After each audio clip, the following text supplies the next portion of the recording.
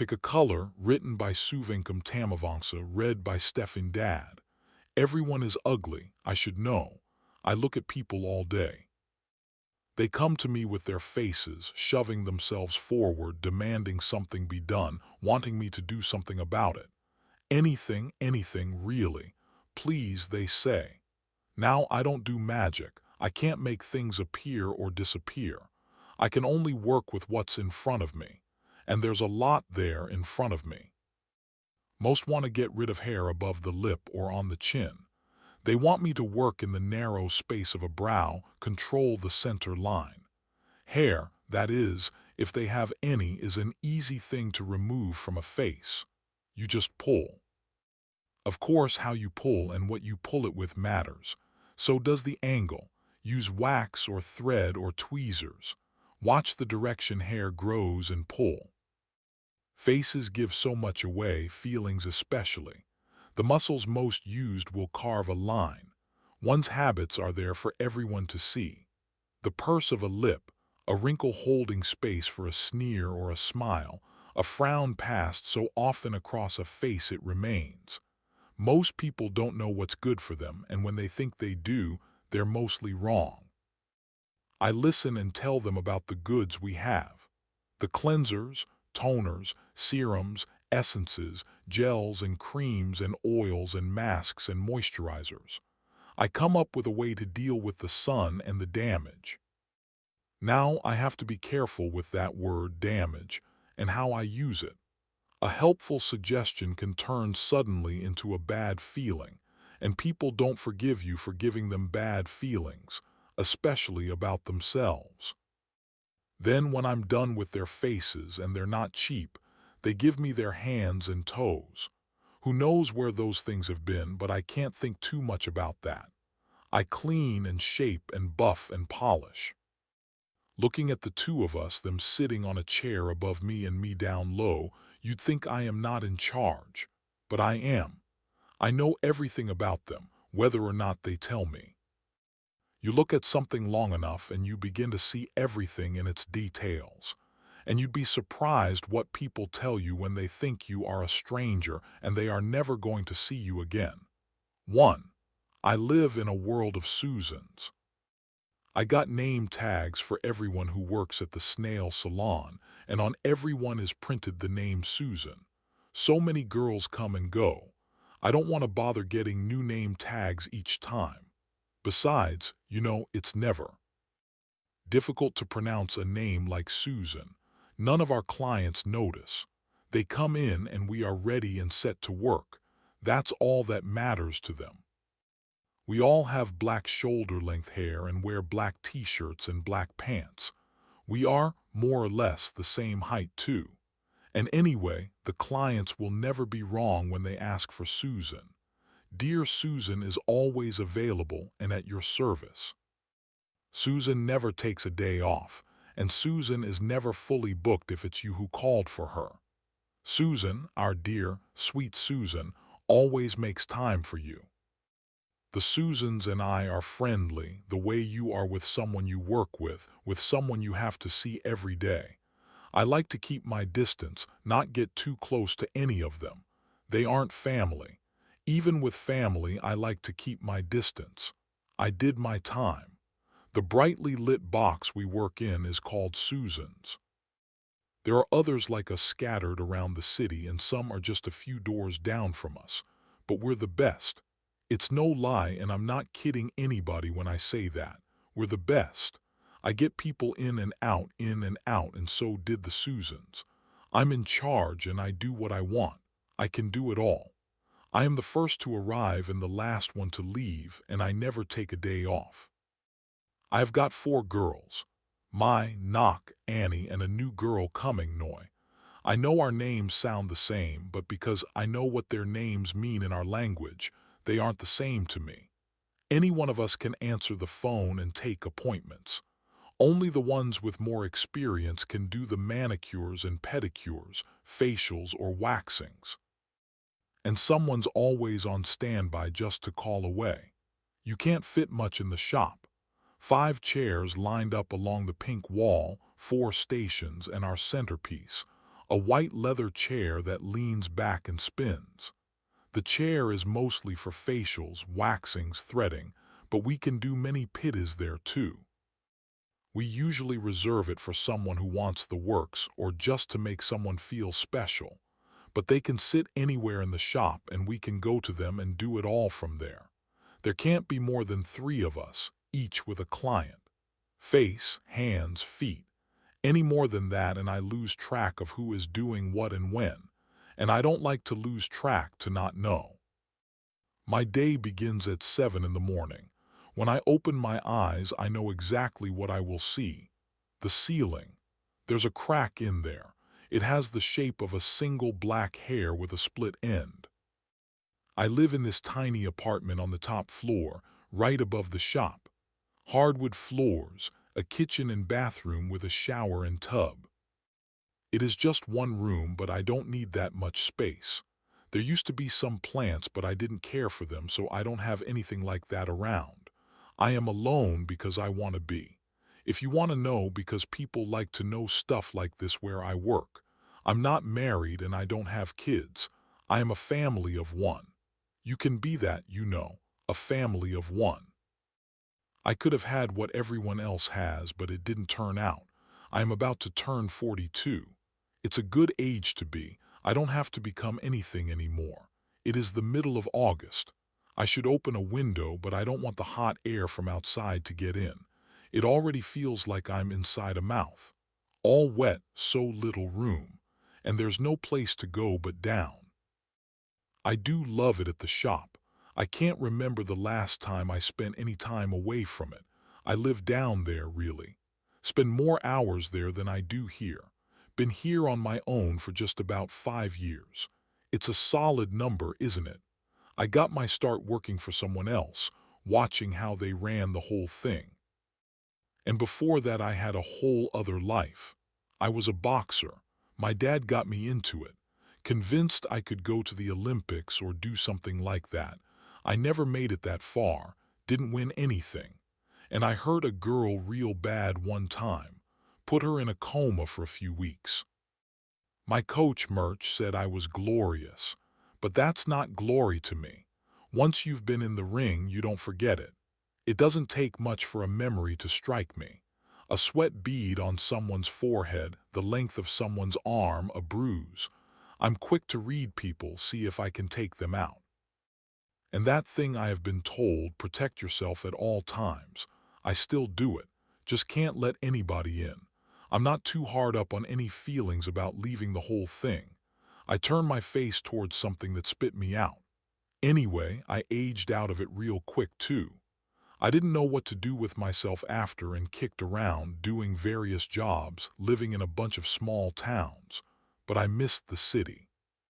The streetcar, the pigeons, the sound of the ambulance. Maybe my old coach felt sorry for me, saw how I was spit out into nothing and wanted to help. Told me about one of the guys at the gym.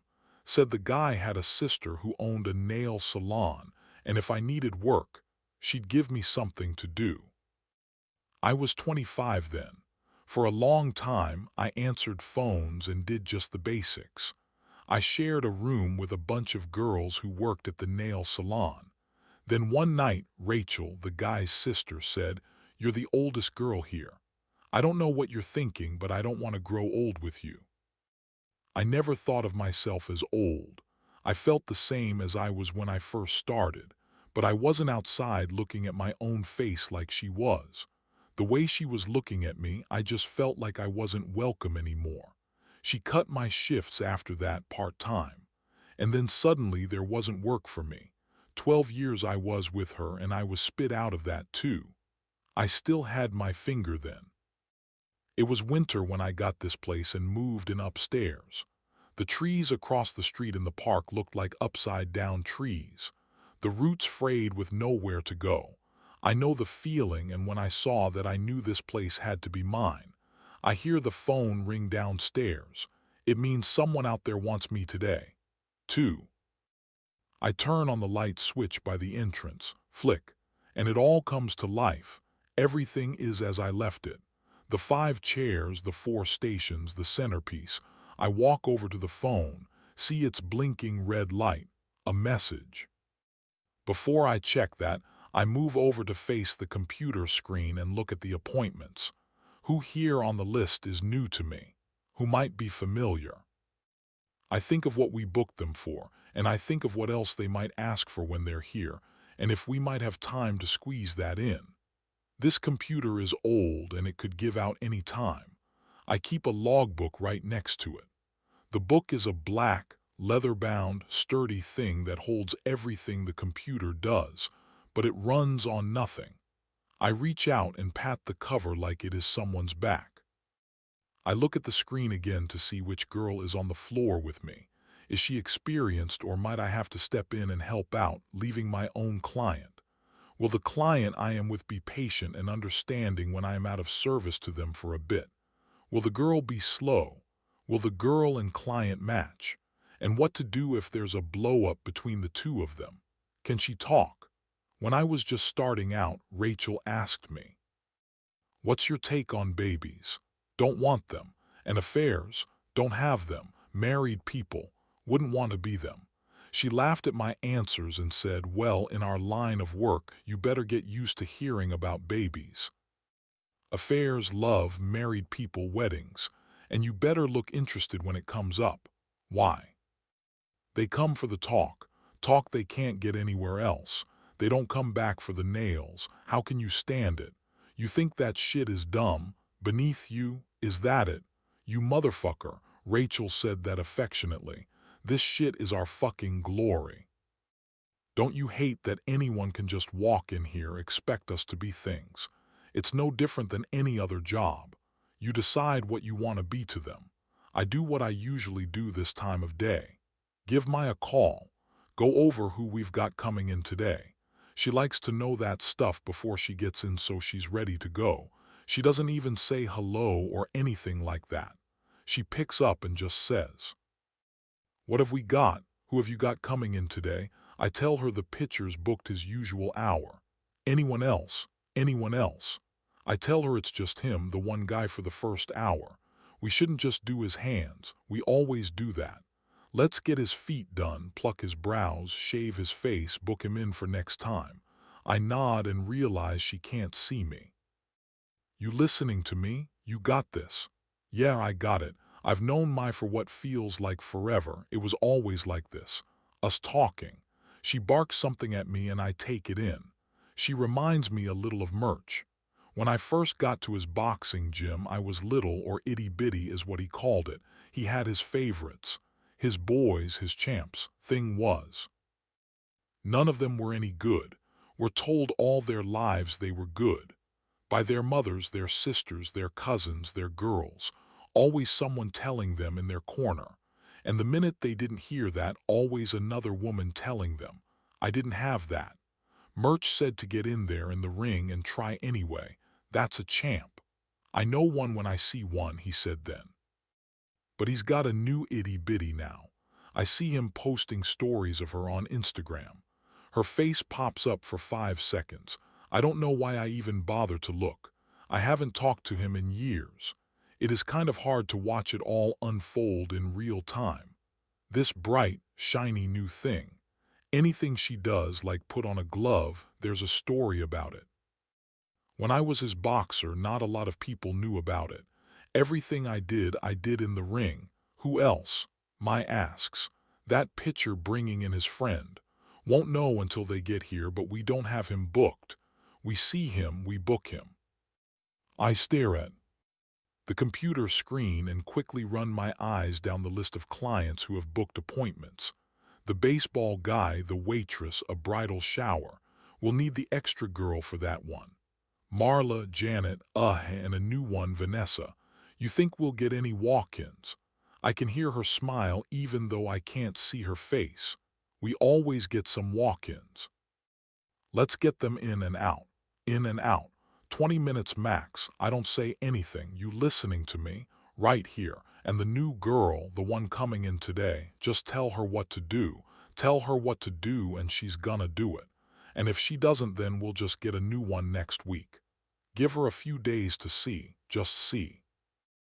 I hear a silence on the line and take that as her having left our talk. She gets off the phone like she gets on it. I imagine the new girl in this space moving around. Her quiet, rapid little steps and thin shoulders. Her pointed chin. She's young. When I was interviewing a bunch of them, there were other girls with more experience. This girl had none. She admitted to it, though. She admitted that right up front.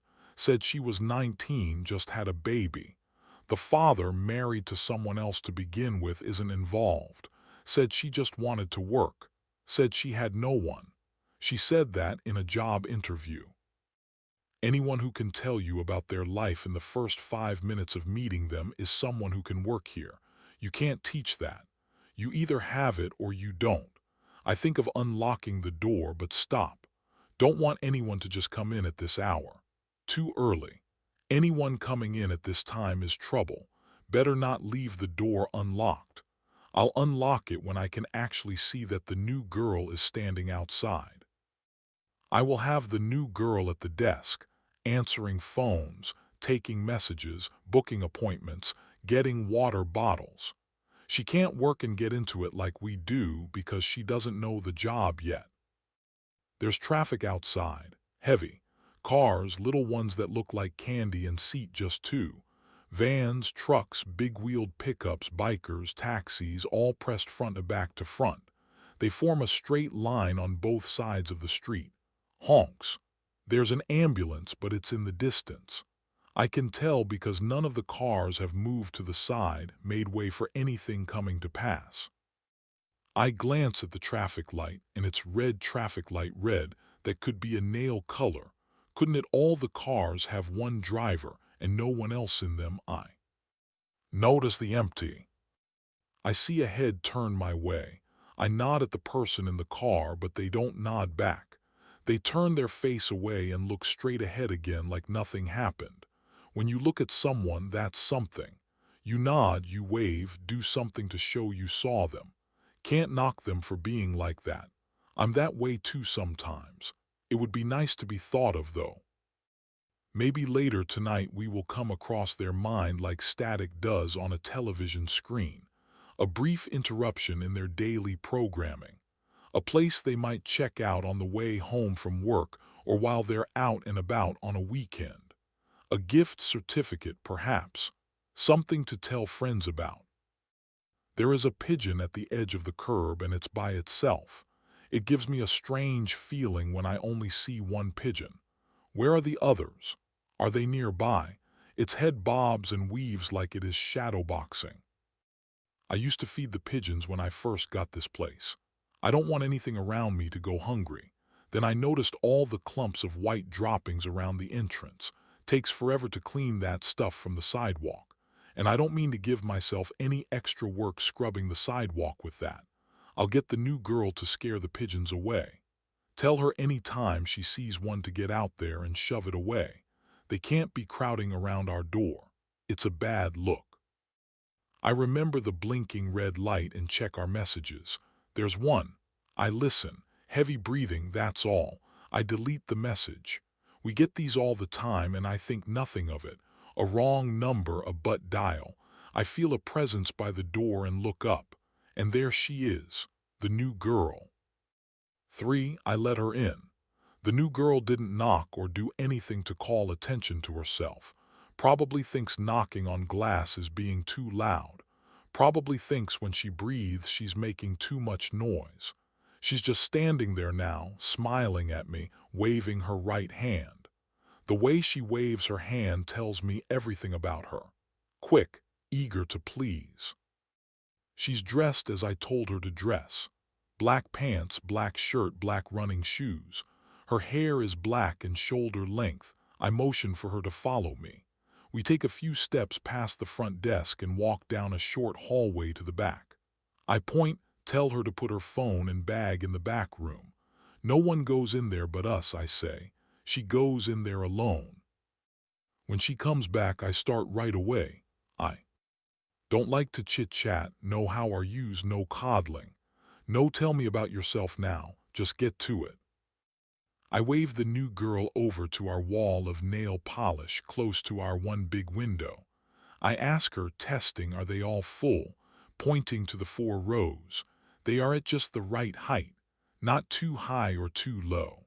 Otherwise, no one will pick those colors. We have so many colors, 83 to be exact. Oranges, reds, pinks, purples, and everything in between. It all makes me think of food, and I want to grab them all and stuff them into my mouth. She squints, takes her time to answer. I spot a few, but I don't say anything. This one, she says, bringing her hand up to the bottle. This one's not full. I then notice that her fingernails are painted red. I point at them and say, what is that? She looks at what I'm looking at and doesn't know what I'm talking about. I yell, your nails. Oh, sorry. She apologizes, but she doesn't know what for. They're red, I say, my eyes bulging. She has to have bare nails. What do you mean? She folds all her fingers at the knuckle to get a look at the color and asks, what's wrong with just red? There's no such thing as just red. She stares at me blankly like we are not speaking the same language. There's apple red, I insist. Cherry red, pen red, sexy red, demure red, pale red, lipstick red, shy red, hot red, blood red, car brake red, swimsuit red, New Year's red, strawberry red, wet paint red, gummy red, rose red, flower red. Now rose is a flower, but it's not flower red. It's its own red. Rose red. Then there are the other shades of red, like orange red, purple red, blue red, yellow red. Okay, Noi finally says, I got it. Do you? Do you got it? You better know these reds, because if you don't, you're not gonna make it here. You better know your reds when you're out here on the floor and it's go time. She doesn't say anything. It is a waste for us to wear nail polish ourselves. We wash our hands so often it gets chipped away. And red is the worst color for us to wear. What happens when we use nail polish removal? We use it on every client. If our own polish rubs off, it stains the client's hands and goes into the grooves of the palm print, and it's so hard to remove once it goes in there. The skin there is rough. And worse, what if they want to see a nail polish color and ask us to paint ours to show them? We can't simply paint on top of our own. Nail polish. It wouldn't be exact. And what's going to happen when they choose that color thinking it's the same shade and then it isn't because it's been layered on top of a red? We'd have to remove it on all 10 fingernails. Waste. I bring over a nail polish remover and she knows what to do. I have to keep it moving so we get back to it. And I tell her first thing we do each morning is make sure each nail polish bottle is full. And if it isn't, we fill it with nail polish thinner. There's nothing more embarrassing for us than using nail polish from a bottle that is almost empty, shaking and turning the bottle upside down, tapping its bottom for it to burp out a color. Worse is when the dry air gets sealed in there and dries out the nail polish into one hard clump so it cannot be used at all. Once a client is set on a color, it's difficult to change their mind. And besides, we don't like to disappoint them. If their heart is set on a color, it's going to be that color. Noi doesn't need to know this yet. She has big, wide eyes. When you talk to her, they get wider, as if she takes the whole world in through the space her eyes provide. I try not to tell her too much. Hasn't got the kind of head to hold it all in. For now, she just needs to know the bottles have to look full. You see this? She nods. The bottle's face has to look forward, all lined up against the wall. It looks neat and new this way. After we are done painting, we bring the polishes back. Don't leave them lying around. It looks a mess. And we don't want mess here. Neat and clean. My index finger shoots up and glides along the air to demonstrate a straight line. Every client who walks in is told to pick a color. Remember to tell them that. Get them to come to this wall and pick. One for their hands, one for their feet. Sometimes they pick the same color, and that's fine. Pick a color, she says in a quiet whisper to no one. I bring her over to our stations. Cotton balls here, filing pads here, moisturizers, oils. Turn all the bottles at the station so that the pump is facing us and make sure the opening is not clogged. When it gets clogged, you have to pump 2 or 3 times to unclog it. The moisturizer can get stuck in the nozzle. Pump it a few times and a big plop lands in your palm. We want to avoid that sound in front of a client. If there's anything disgusting here, it's that sound. Don't want to hear it. I repeat, pump. Here, I tell her I'm left-handed, so at my station everything's on the right. She doesn't notice my finger. We move over to the centerpiece, our spinning chair by the wall. I say, we do facials here. She nods, this jar with the blue liquid. Our tools, soak them overnight, take them out and wipe them clean, have them ready for us at the stations. I point to the pot of wax. Wax, on, I say. I turn it on so she sees where the switch is. Now it will be ready to go by the time we have our first appointment, whether or not it's something we have them down for. Be ready. They might ask if we can add that. We walk back to the front desk, facing the door. I open the cash register there and say, they'll use the machine to pay, but if they use cash, put it in here. I tell her there should be $100 in the till. Any more and end of the day we deposit that at the bank. If we get robbed, they'll only have $100. Robbed? She asks innocently. That happens here. I can see she hasn't thought of this, working in a store that has cash. I tell her coldly a few times and add without any worry, just give them everything. We can make 100 back easy. I press the button on the credit card machine. After a moment, I tell her it takes a while before it starts. We want to have this machine ready to go for the client to pay. Otherwise, they'll tell you they'll come back later because they're in a hurry and then they don't. What happens? She worries, looking around. When we run out of paper. I like that this matters to her. It should. Receipts are our birth certificates. It's proof. Proof that we were there that day and with whom and at what hour. Proof that someone paid and that tip was ours.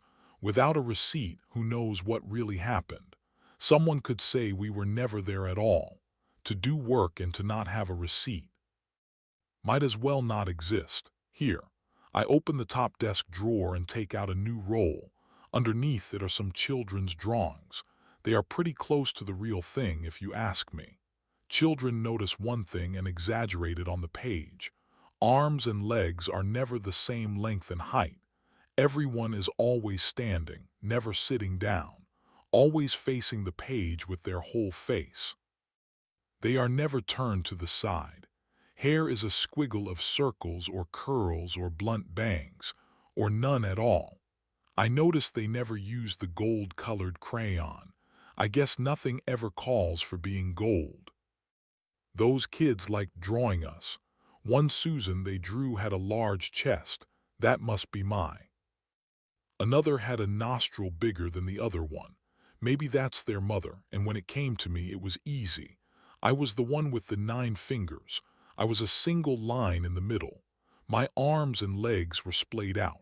I had a letter O for my mouth, dots for each eye, and one nostril not much bigger than the eyes. They got all our hair right. Black. Knox Kids gave me these drawings at the end of one of her shifts.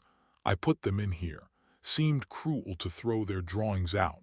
I even kept their coloring. When they didn't want to draw, they wanted to color. We had nothing to color, so I drew something. Just a giant circle. And inside the giant circle were other little circles. I gave them rules for our coloring game. You can use the same color, but it must appear somewhere else and at least one circle apart. No circle is to be surrounded by a circle of the same color. That kept them busy. So cute, Noy says, peering into the drawer. Who made these? Knock hasn't been showing up for her shifts. A reason we had to start looking for a new girl. But I don't tell her that. I just say, a couple of kids. I move on. I put the roll of paper next to the register so whoever works it doesn't ask anyone where the paper is. I check the pens. There's enough ink in each one. As I show the new girl around, I put together a list of things we might run out of soon. It's for me when I do a supply run. It's good to have a list ready. Just like the clients being in and out, I want myself moving that way too. The new girl wants to ask me something, but I see her hesitate.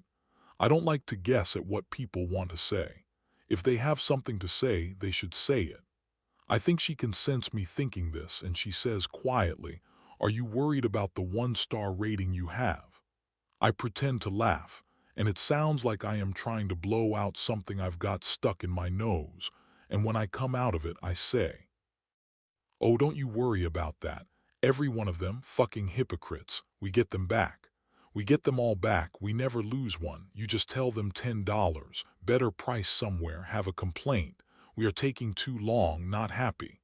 New place opening up. Just tell them $10, $10, she repeats. We never lose them. They all come back." I watch everything closely. The girls don't like it. Even when they know what they are doing, it can make them feel like they don't. Makes a person nervous to be looked at. Simple things like picking up a tool makes them pause and wonder if it's the right one. Just my looking says to them maybe they don't know what they know. So I watch closely, but I don't let them see me. I look at the clock on the wall, its two golden hands spread apart like legs. "Showtime," I say. I give the new girl her name tag. "Susan," it says. 4. Just the basics, that's what we offer. We use only what people have. Don't draw or make or add any fancy designs. All that stuff adds to our cost and takes up too much time. We don't want them here all day. Like I said, we want them in and out. I started with just a couple of girls on the floor with me. Someone to answer the phone when I can't. Someone to take a walk in. Keep the price low so they are likely to pay us up with cash. The girls keep what they make an hour and they keep their tips. I don't take any of it. And I don't rent out the chairs to them and come collecting after their rent has paid up like those other places. I take care of them. I'm no cheat. This early in the day, the sidewalks fill with kids on their way to camp. They all have big backpacks. They all look like they're moving house, and they're taking everything with them on their backs. One kid stops right outside our window and waves to me. I wave back. Then the kid pounces forward and presses 2 sweaty palms on the glass and runs away laughing. The oil prints the grooves and lines on the glass, smudging the shine that should be there. I look over at the new girl, but she's tapping at her phone. She doesn't notice that I am looking at her. Can't feel it the way I can feel my look. I grab a spray bottle and go outside to get rid of the stain. If I don't, I know I will look at that spot all day. As I am making my way back, I see her. It's Mai.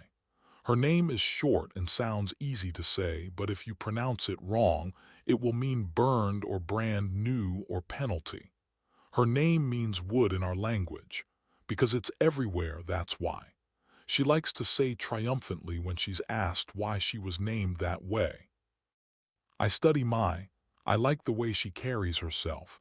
Confident, assured. She isn't afraid of anyone. And if there's a blow-up between us on the floor, she soon forgets that it ever happened. Doesn't hold a grudge. Knows it's the work, not me, she. Lives across town, a 40-minute bus ride. But she doesn't complain about the ride and is never late. Reliable. Her mother lives with her and they are close. I don't know how that works. I don't think I could live with my mother, if you want to know. I can't even spend a few hours with her. Her breathing gets too loud for me. It's all I hear. And her smacking lips, she's either talking or eating. When Mai gets closer, she says, "Hey." She peers through the glass window and sees the new girl sitting there. She says, the new one, first shift. Noi is her name. Noi, poor thing. Looks like it too, she says, measuring the girl with her eyes. Noi means tiny in our language. Better be nice to her, she warns as if to herself, her eyes looking at no one. She turns back to me and adds, "You hear from Knock at all?" She call. She has been thinking of her too.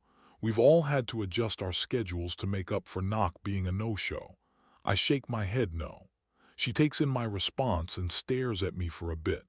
She searches my face for a thought, but I don't add anything, and she heads inside. She nods over at the new girl and heads to the back. I follow Mai and want to touch her hair. It needs a cut. It's grown longer than the rest of ours at the shop, and I don't like that.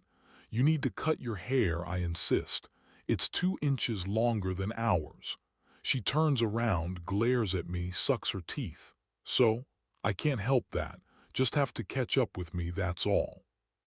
It has to be cut, I say again, and Mai rolls her eyes at me. Her eyes are dark brown, almost black like mine. They are expressive and do all her talking for her. It is almost like you can see her voice there before you hear it.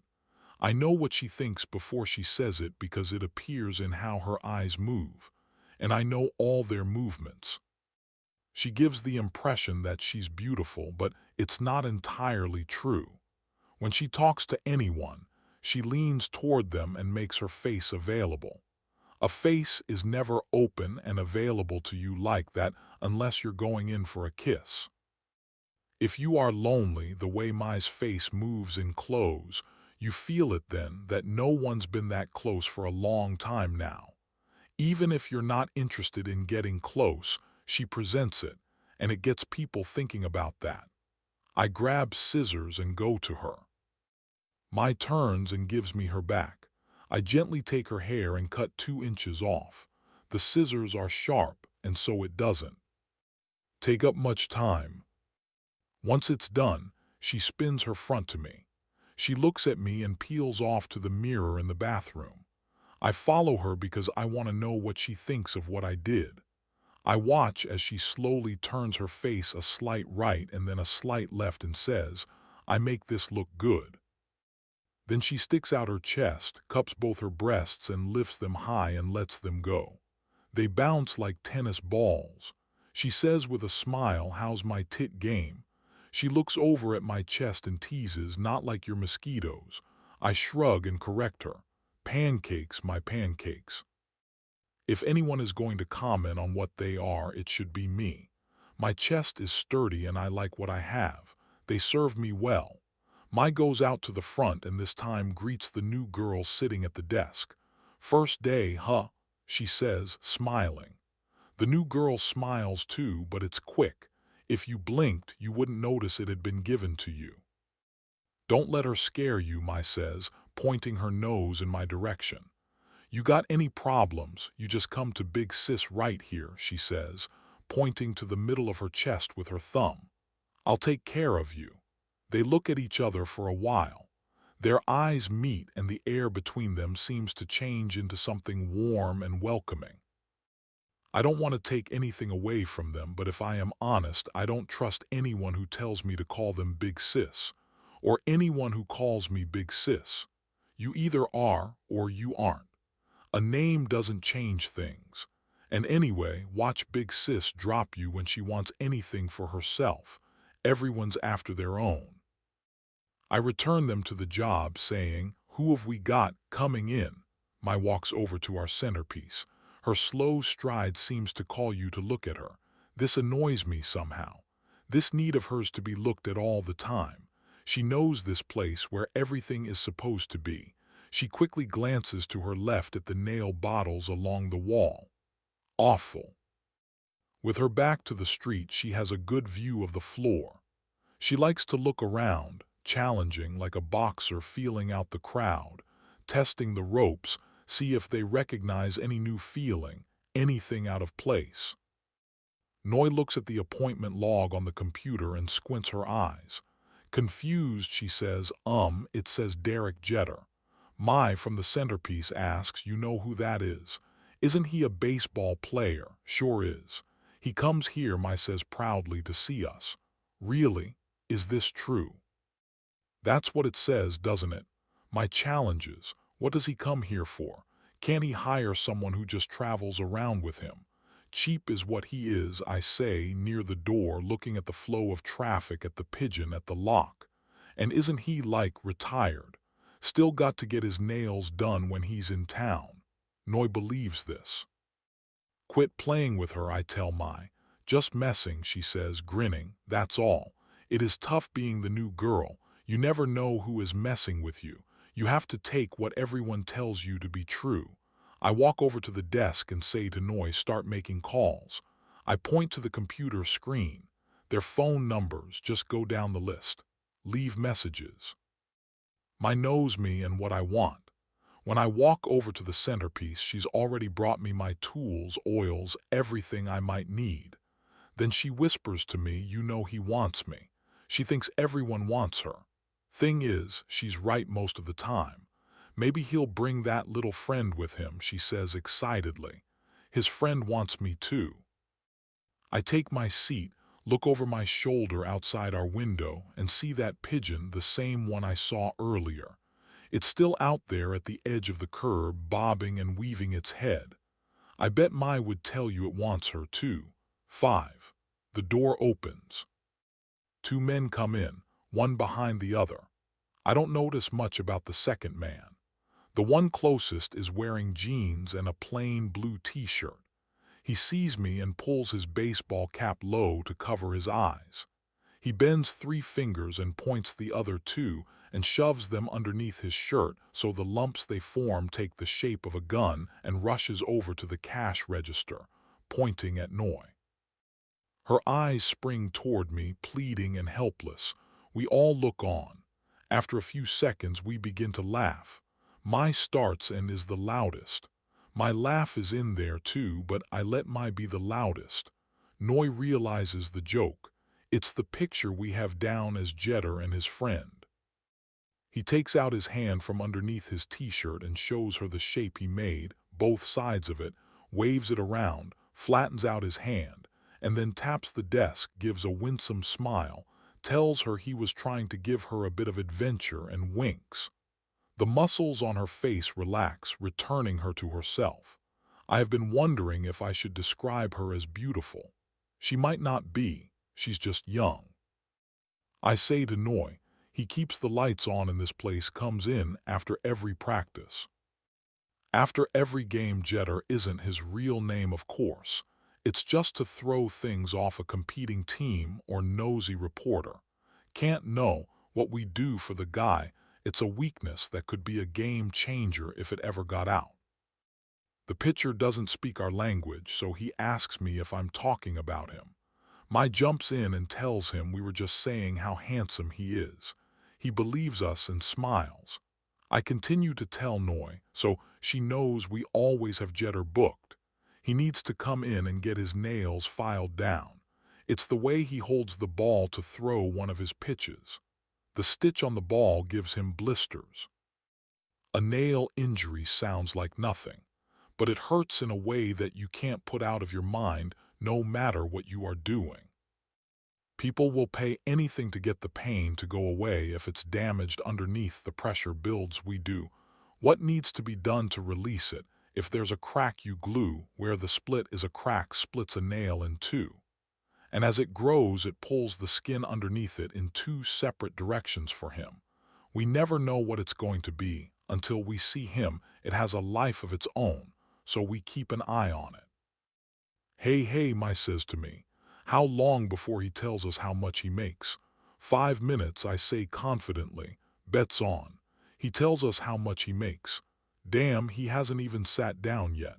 Bet you he busts his balls that way too, I say matter-of-factly. 2 pumps. Next time he makes his appointment, let's put him down as 2 pumps. Mai calls over to the desk. Got that? Aha, she turns back to me. Honestly, you think he makes what he says? The pitcher sits down at our centerpiece. He wasn't even invited and he goes there. It does look like a throne. That chair can make anyone sitting on it feel like royalty. He takes off his ball cap and a leveled patch of brown hair sprouts all over his scalp. He points at me and says he called and left a message, and did I get it? I think of the blinking red light and the heavy breathing on the voicemail. Must have been him. I look over at his friend, a shadow really, standing near the register. I have a soft spot for shadows. Anyone who wants to stay out of the spotlight has got my respect. Reminds me of some of the guys at the gym. I always thought boxing was about hitting something hard, but when I was there, everyone was alone hitting lightly, punching no one but the air in front of them. Bobbing and weaving, everyone's opponent was invisible. Ghost, figures without faces or bodies, seen only to the person fighting. What was at stake was imagined and made up in the moment. It felt urgent. Their feet moved around. They circled and circled, making a small space appear on the floor, and they moved within that small space. They made with their bodies the outline of ropes. They slipped punches no one saw. When they threw punches, you couldn't tell if they'd made contact, what damage was done there. A broken jaw, a busted eye or lip. It all required so much imagination. When you got near a shadow boxer, the air around them felt different. It was like being on the inside of a bird's wing as it flies or tries to fly.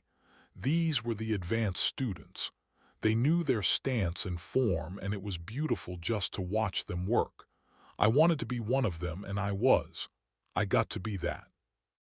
I tell the pitcher's pal he can pull up a chair anywhere. He grabs one and sits by the window. He can see both outside and all of us with a slight move of the neck. He sits with his feet spread wide apart, acts like he's packing something big down there. I tell Noy at the desk to get the pitcher and his friend a bottle of water, not the fizzy one, makes him bloat. I think of what to say to him. I don't like to talk to people. The other girls are better at it than I am, and I don't mind nodding along. If I had a signature move, the nod is mine. A quick nod when it's a yes to an instruction, to let them know I heard them.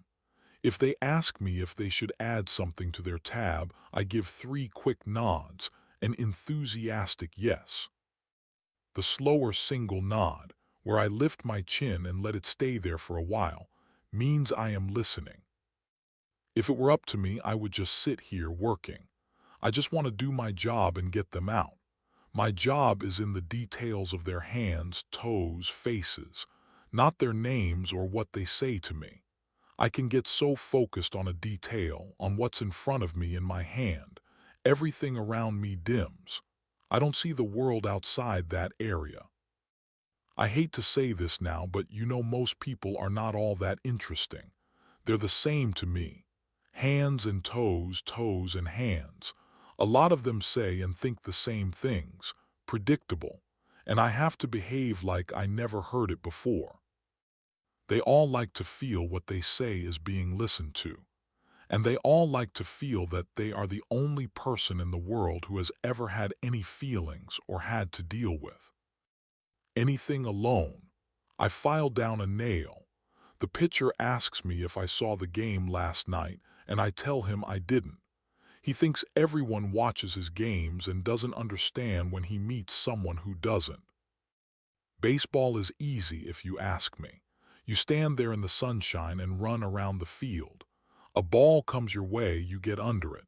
You get to be on television even if you're just sitting on the bench or sitting there chewing gum or tobacco or sunflower seeds. And spit. It's never you alone out there. You can have your moment, hit a home run, fill the bases, strike them out. But you aren't alone. No one goes out to see you, hoping for your death. The guy sucks, I say, keeping my voice steady like I'm just talking about his nails. Can't hit, can't run. It's why he's a pitcher. Can't even catch a fly ball. Catcher makes him look good, pulling everything in. He tells me to massage his thumb. I'll get to it when I do, but I don't tell him that. You think he's got a girl? My asks. Probably a few he bangs, I say, because I know this type. I've been around guys like him at the gym. They talked freely in front of me because I was as good as them. No, I was better. When you're better than a man at something, He doesn't think of you as a girl or about being a gentleman around you. How beautiful you are doesn't register with them. You quickly become their little sister or one of the boys. I wasn't one of the girls who came into the gym not knowing how to wrap my hands. I came prepared. I knew how to throw a punch, so they weren't going to teach that to me, and I couldn't pretend. Even when we were practicing, the guys didn't want to spar. Nah, they said, I ain't stepping into that again. Nothing serious, I add, young like he is. What about that Elizabeth girl he mentioned last time, I says. She has a great memory. I don't know how she remembers, she just does like this. You remember that? I was just thinking, she says defensively, like I've accused her of something she wasn't supposed to be doing. What she looks like and stuff. I ask about Elizabeth. He tells us she's a one-time thing. A fastball to the head, a flying bat swung to the head, a broken finger, a slam, a fall, a miss, a trade. He can be a one-time thing too. He can't imagine that though. He's that age where you don't think of the future. He lives only in the moment. 10 minutes from now is too far in the future for him to even imagine. You think he has any siblings? Maya asks, wanting to know. Nah, I say, acts like he's the only one. You should tell him about Bob, my suggests, and laughs a little. I think about it and decide not to. But then the pitcher asks me about him.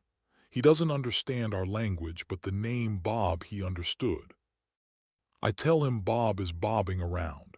He laughs at my joke and then asks if the guy is treating me right, as if he's a big brother checking in. Yeah, Mai says. Is he treating you right? She bounces her head from side to side and forces herself to smile. 6. I move up to his face. Out of an old habit, I keep my eyes on the center of his neck. From there, I can see everything else move. When I was in the ring, I always looked there. You could see the head, the shoulder, the hands, and what the feet were going to do. I knew where to punch, how often to do the most damage. I didn't like to wait around to find out. I got them first. The pitcher tells me he just wants his hands done today. I tell him he should have us give him a treatment for his toes, too, to prevent things. Being in the locker room barefoot with all those other guys. Who knows where their feet have been? He thinks about it for a moment and then agrees.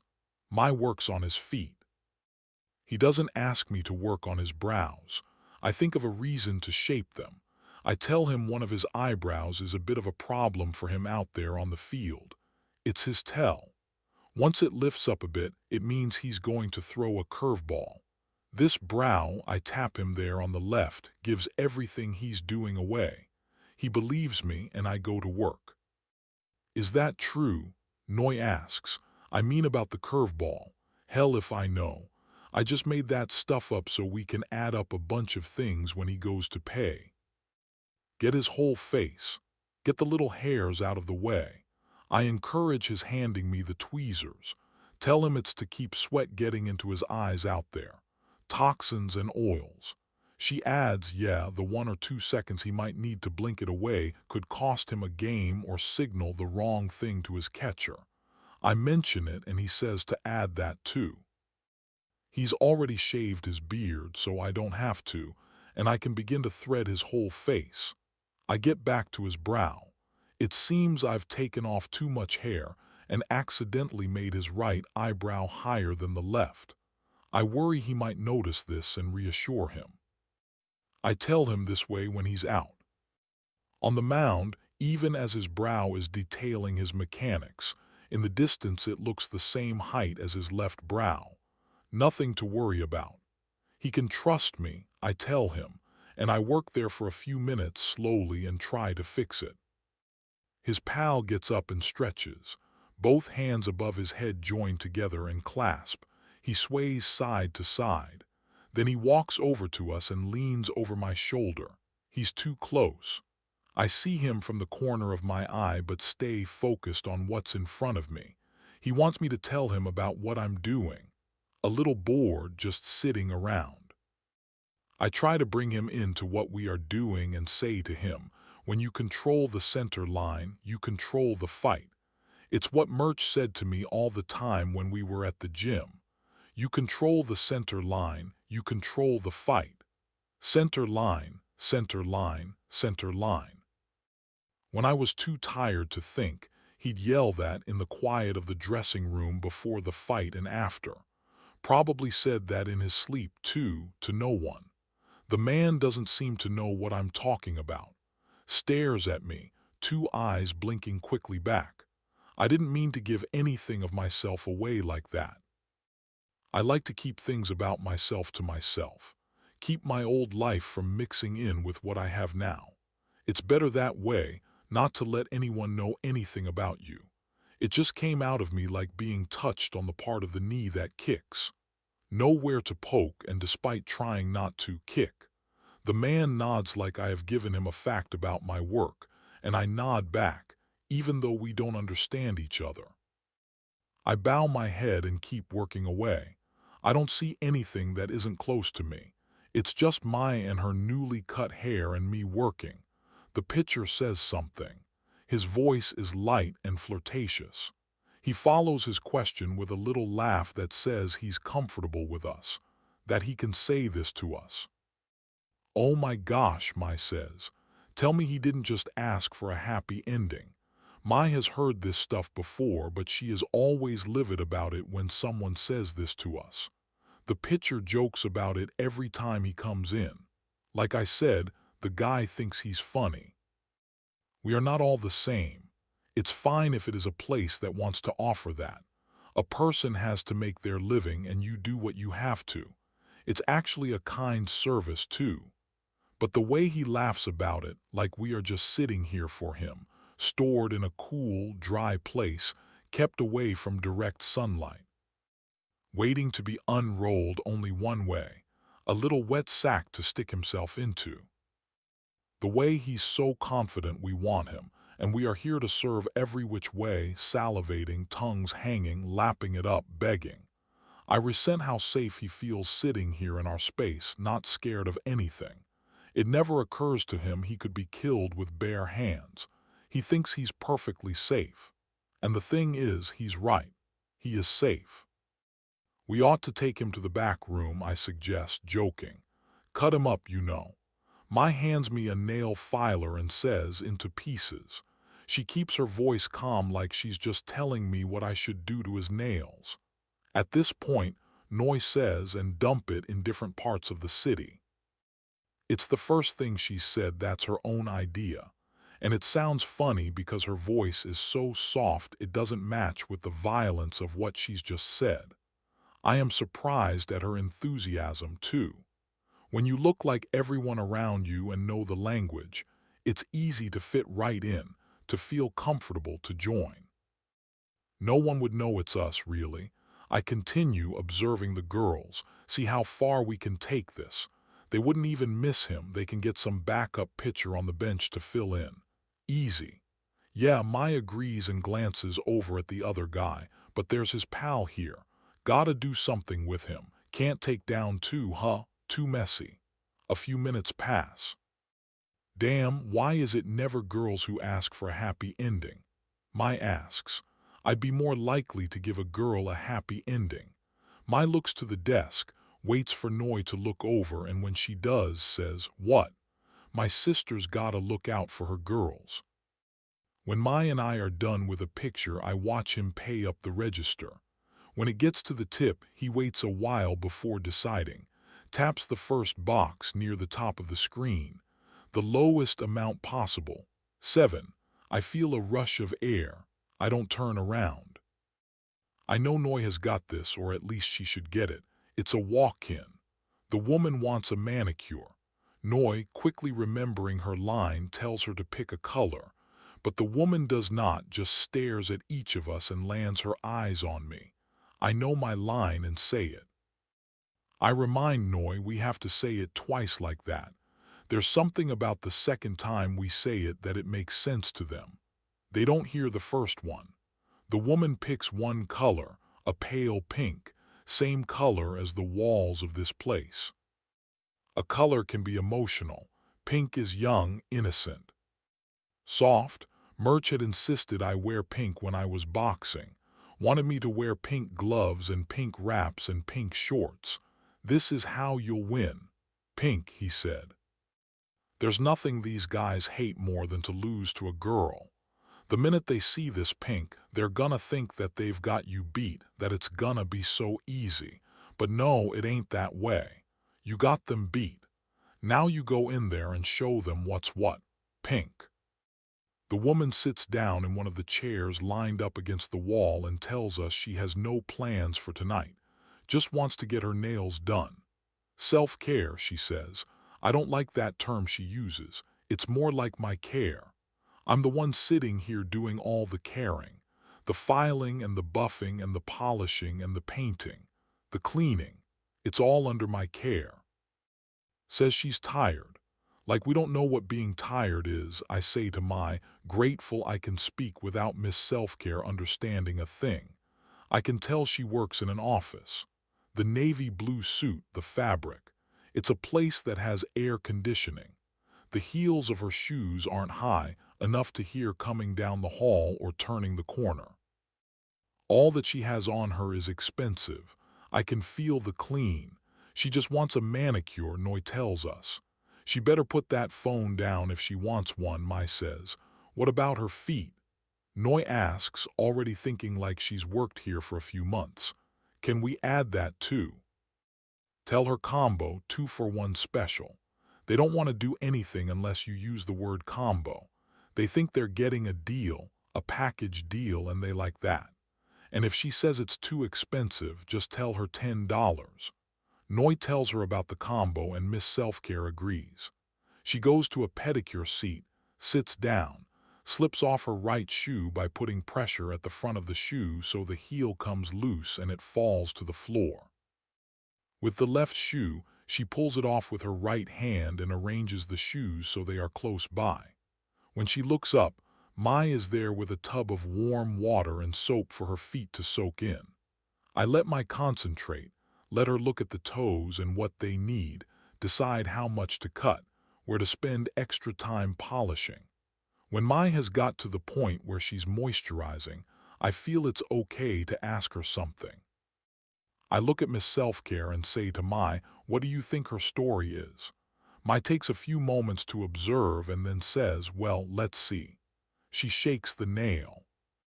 Polish bottle in her hand, loosens the lid and begins to paint. Doesn't have a ring, great skin, loves her job, there's probably someone at work.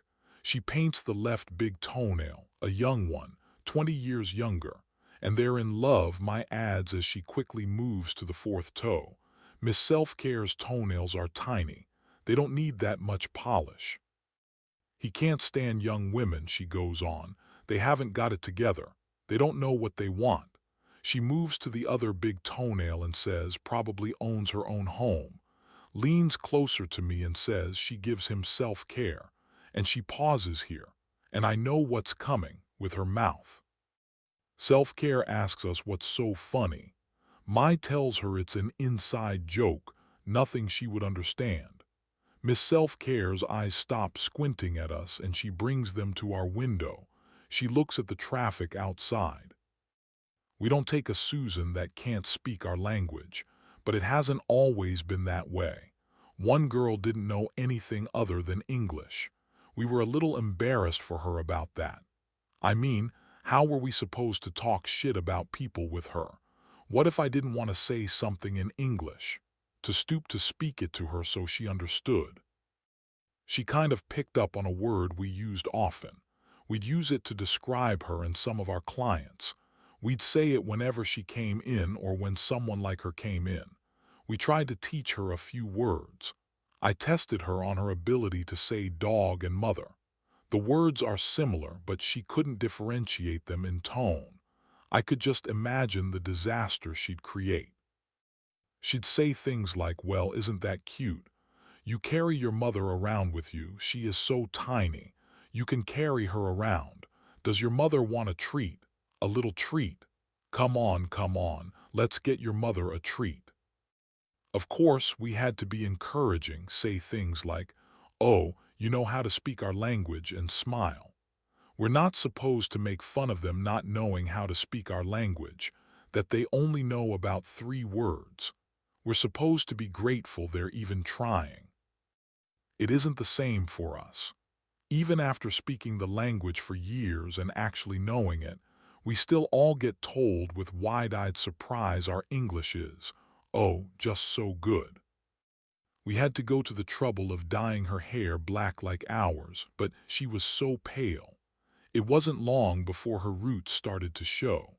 Whenever I pointed out that her roots were showing, she'd tell me it was because her hair wasn't black like ours. Well, she had a point there. She wasn't a lot of things we are. Now, whenever someone like her tries to work here, even if they're good, we just tell them they aren't the right fit. I call over to Mai and ask if she remembers the girl and give quick details of her. Mai nods and says, out of sight, out of mind. What's with you? Why are you even bringing her up right now? I want to say more but pretend I don't care with a shrug. Mai reminds me. Just be glad she's not here anymore. Don't need to be doing my job and picking up someone else's job while they're here taking up space and getting paid to sit around. Remember when she got that Ken guy, I ask. She nods and says bitterly, the never tipper. He tipped her though, I say in a way like I want to be something I will never get to be for someone. Didn't he? Yeah, walked right up to her and handed her the cash. Said she was his own kind, she says bitterly. Like, what are we? Shit. I look at all of Mai's fingers working and think of my 9. How I don't have all that she has and how I can't have all of it back. Mai, though, can have what I have in an instant. All she has to do is have the guts to do it. But I don't let myself think too long about it because Mai calls out in a cartoonish voice, I don't know what to do with my extra time pretending to be that girl. I joke, pretending she's the girl who does not know our language and say to her, I don't pay you to sit around, you can clean the toilets. She looks at me, then says with fake innocence, clean, doesn't it just do that itself? We laugh at Mai's acting.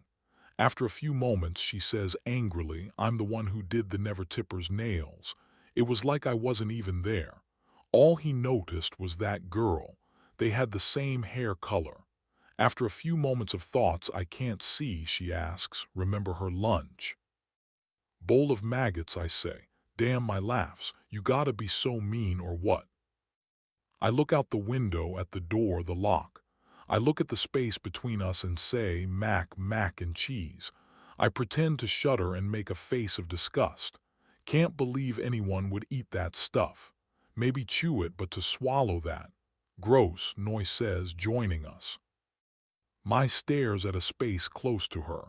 Everyone thought she owned the place. They assumed. She gets to have that without having to do anything. The sight of her alone supposes she's boss.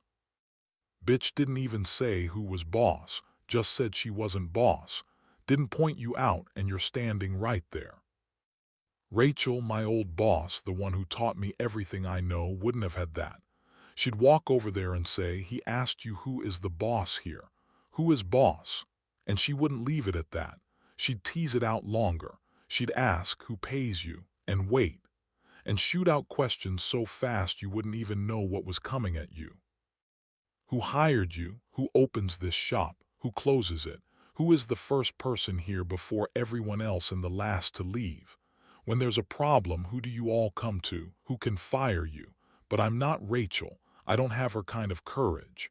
The girl that didn't speak our language mostly sat here and read our magazines. What do you think she's doing right now? Mai asks. I stare outside at the cars on the street and say, found work probably. You think we're mean? Saying all this stuff about her. Who cares? You think she'd stop and think twice about us? Probably tells everyone we all have sideways vaginas. What are you talking about? Mai says, pretending.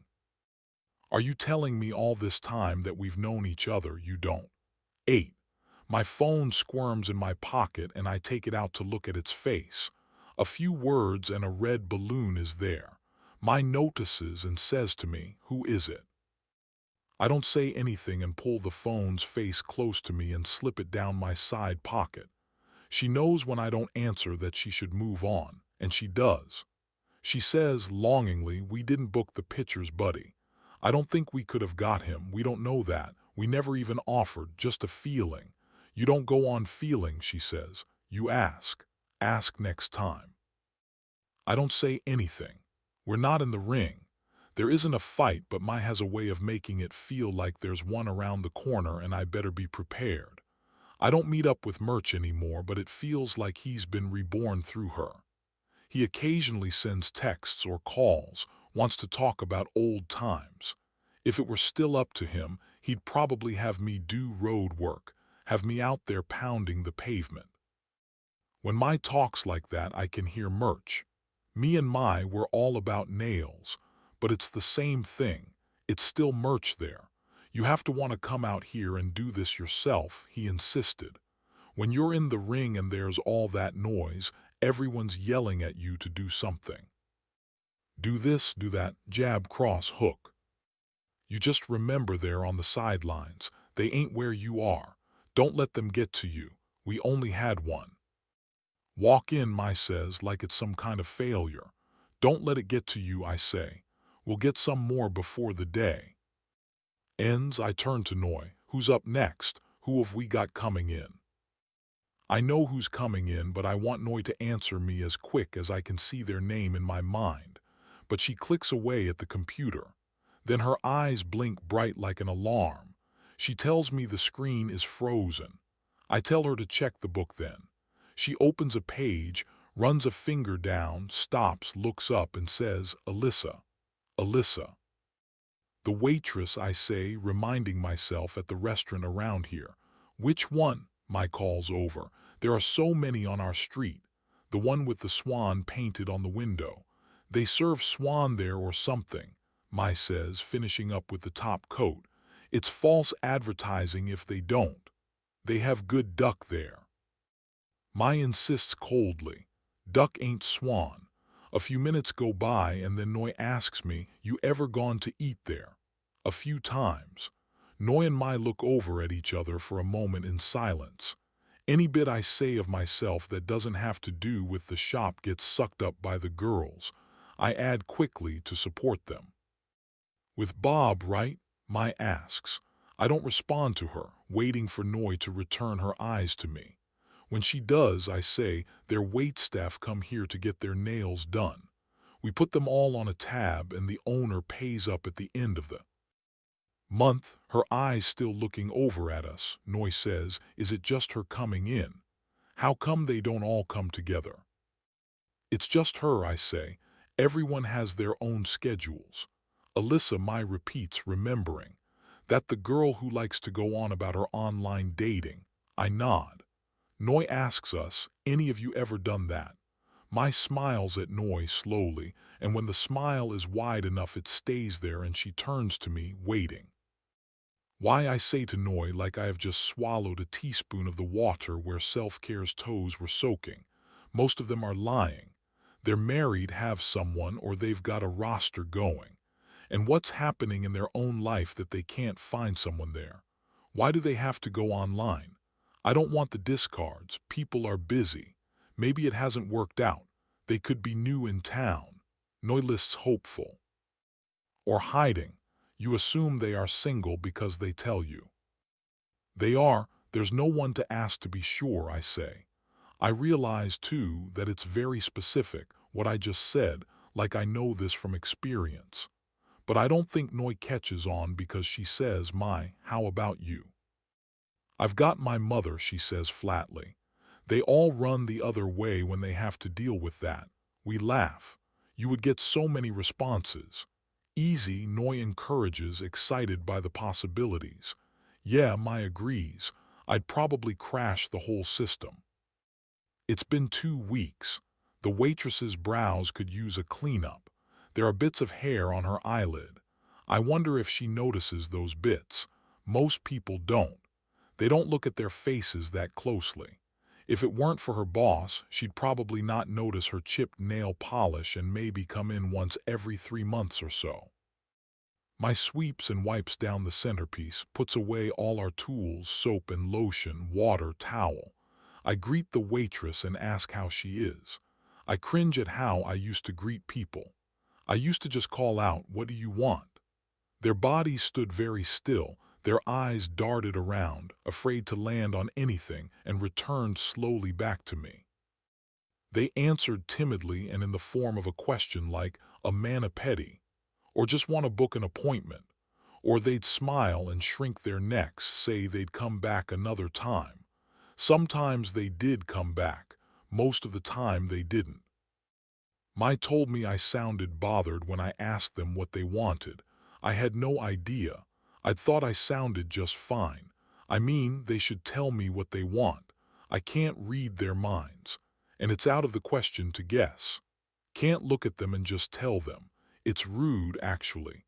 But you don't know how you come across to people unless they're honest and tell you. I appreciate that about Mai. She isn't scared of me. I didn't want to sound like that. Mai suggested I greet people with a question about themselves, let them take the lead. So I don't got to choose a topic. The waitress says she's okay. That could mean a lot of things. It's so vague. It's nothing I can work with. But she's not usually talkative at the beginning of the appointment. She's someone who needs to be drawn out. Then after, she takes over the show all on her own. Just work, look up, and nod. I let the moment pass. Sometimes people come here for the quiet. We don't have the radio or any music playing. We like the quiet and working in it. And just talking to each other. Making each other laugh. We do play music, though, when we want them to leave. Club music. Something with a lot of loud, meaningless beats that feels like it's a headache. Like if it's been an hour and it's enough already, and we've told them their nails are dry, but they tell us they want to stay a bit longer to make sure. Most of the time, when things are going great, we have no music. There's just the phone ringing and the clinking of our tools like inside a wristwatch. Quiet gears turning. The waitress gives me her right hand. I bring the nail clipper to her thumb and cut. I watch the nail fall to the floor and it looks like a quarter moon. I look up and show her the length I have left behind, and she nods approvingly. She tells me about a guy she met online, a manager of something. She doesn't know what he does exactly, but he has his own house and 2 children. He was married for 15 years, really nice, calls back. Drove out an hour to see her. She shows me a picture of him on her phone.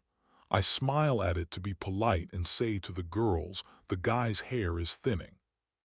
Mai is the first to answer. But is his money thinning? She polishes our tools, turning a nail clipper to its back and tries to see herself in it. I bet the waitress is good at acting interested whether she cares or not. She probably does this by repeating what you just said to her, leaning in real close. I can imagine it right now.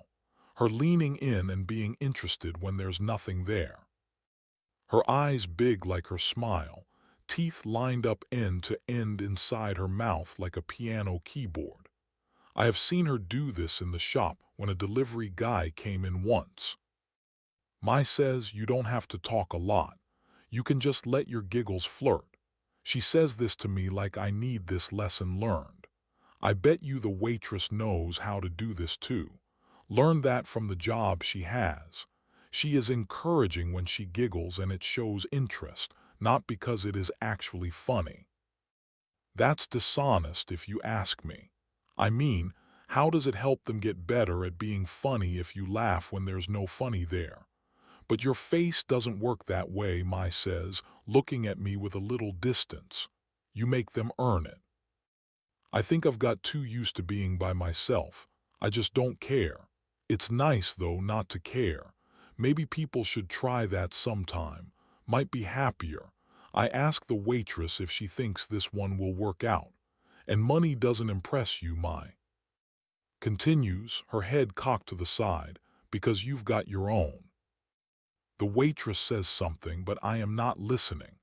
It sounds like what she said before and what she will say months from now.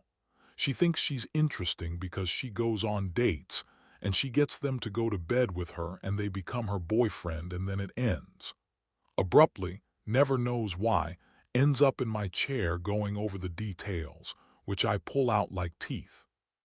"Oh yeah," I say to the girls. And then what happened? The waitress doesn't know I am mimicking her, the way she is with people. Sometimes you show people how they come across and they can't even recognize themselves. Laugh a little even. I want her to talk more so I don't have to. Get her to believe I'm interested in what happens.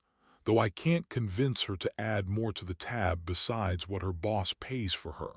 Someone single and lonely can be made to want more from us.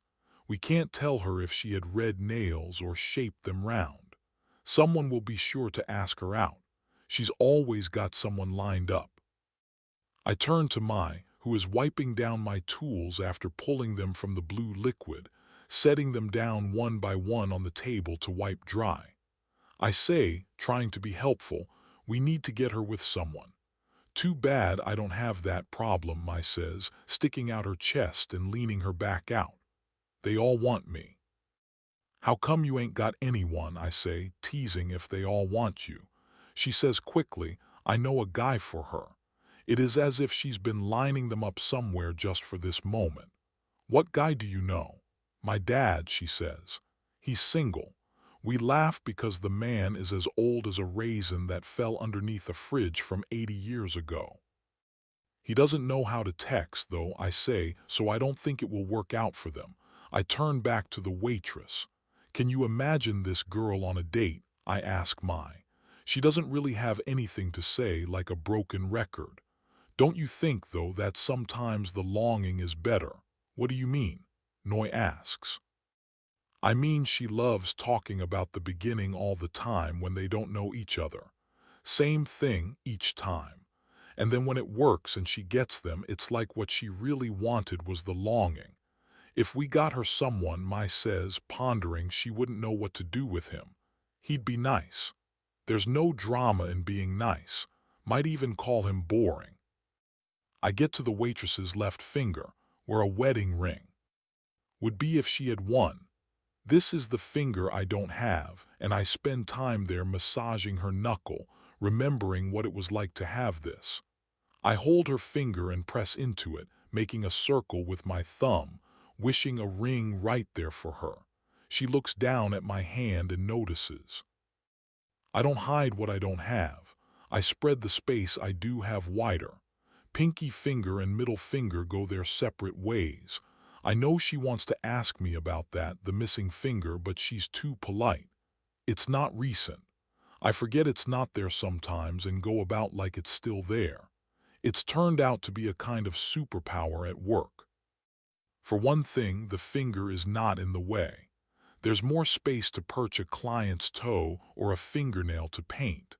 We don't get all tangled up with one another. Waitress says something. I ask her to repeat it. Once you zone out on someone, it can take a while to come back. It's like being underwater, a quiet hum and then resurfacing, learning how to take it all in and adjust to the new surrounding sounds. She says she has her period and seeing all that blood makes her sad. It just means there's no life there and reminds her she doesn't have anyone serious. I don't add to that. She says at work she sees people on date nights all the time. Their shining skin. The low whispers. She can tell who is in love and who isn't. I ask her how she can tell. People in love don't notice her. When she brings them food and drinks, or when she comes by to ask them if there's anything else they need, she might have to ask a few times. She asks me if I can tell at the nail salon if someone's in love. I think for a moment. I guess I see them a lot here, picking and grooming and wanting me to tell them they look good. Sometimes they just say it outright when I've got them in the chair. They just come right out and say it. People in love are boring if you want to know the truth, but I don't tell her that. They are all the same. All love stories are the same. You meet and that's it. Heartbreak can take years, splinting, cracking, flickering. The kinds of questions that form and turn back in on you before splitting out in all directions to explain why and how. Love doesn't have an explanation. Heartbreak, you don't need to prove. No one else has it, and it always belongs to you. Forever yours. Love is actually not reliable. You have to depend on someone else to say they feel it too. And even when they do, you can't be inside to see the truth of that. The waitress announces it is Wednesday, stares at me blankly like I am not there, just a board to bounce a thought off. I want to say, I know what we call this day of the week, but the way she says the word gives it so much meaning, like the other days don't exist. I think she wants to say more, and I ask her about the crowd on Wednesday nights at the restaurant. I think of moving to her toes. Then I remember that her boss doesn't pay for pedicures because they can just wear a closed-toe shoe. It's the hands that are important, that they pay me for. I look up and ask her if she'll get married if this guy is the one. I try to make sure it sounds like I am asking her this for the first time. She says everyone wants a girl in her 20s. Men in their 20s, men in their 40s and 60s, they all want them in their 20s. I don't agree or disagree. I learned that a long time ago that my opinion doesn't really matter. And the less I say, the more pleasant the memory of me today will be. She tells me he texts her a lot and smiles brightly like a child waiting to blow out candles on a birthday cake. I bring over the nail color she chose from our wall. It's clear. They don't like the serving staff wearing bright colors. Plain is the instruction. She tells me about someone she used to go with, and he texts her too, just her name, 3 times. The waitress doesn't know what she's supposed to make of that. She wonders if it means he still loves her, or thinks of her, or misses her, wants to get back together, is with someone. It's probably all those things I say. I look at the finger I don't have. I'm actually quite proud of it and want to hold it up any time someone sits in my chair. If my body has a centerpiece, it's this space where something used to be. 9. Back here, I can hear a group of women trickle in, filling the salon floor with giggles and voices. I can't see their faces and don't know how many there are, but I can tell by the sound there's probably more than 3. When there are 2, it's quieter because when one speaks, they know the other is listening. There is a third person there because whoever talks has someone echoing it with encouraging yes and laughs. When I go out to the front room, I panic because I have trouble with this group instantly. I can't tell any of them apart. I am good at my job and this usually comes easy to me. But damn, they each have the same outfit on. A white cotton dress and cream-colored flip-flops. They aren't all related. They are friends. One says she's Lizzie with a Y, the other one says she's Lizzie with an IE. Lily, Lou, Mai asks me, tell me if it's just me, but can you tell these girls apart? When I don't seem to be paying attention, she snaps, you paying attention? I say to her, we don't need to tell them apart, just get them done and out. They want everything done. Toes, nails, face, hair. I look at those parts quickly. Toes, nails, face, and quickly try to find differences among them. Shapes, textures, gait, voice, manner. I knew we needed an extra girl on the floor with us. I have knocked down for this shift, but it's been half an hour already and she's still a no-show. Hasn't been in when she's scheduled or come in at all. The new girl can't do nails yet. As if hearing the voice sinking inside my head, I hear my say from the desk, it's been a half hour and Knock's not even here. Why keep scheduling a no-show? She pauses. If that were me, you'd tell me I was out and not to come back. Just talk to these girls and tell them to pick a color. By the time they've done all that, it will be 15 minutes in. I try Annie's phone, ask her to get here in 10 minutes. My talks to the bridal shower, but calls over to me. You still holding out for Knock, or are you done with her?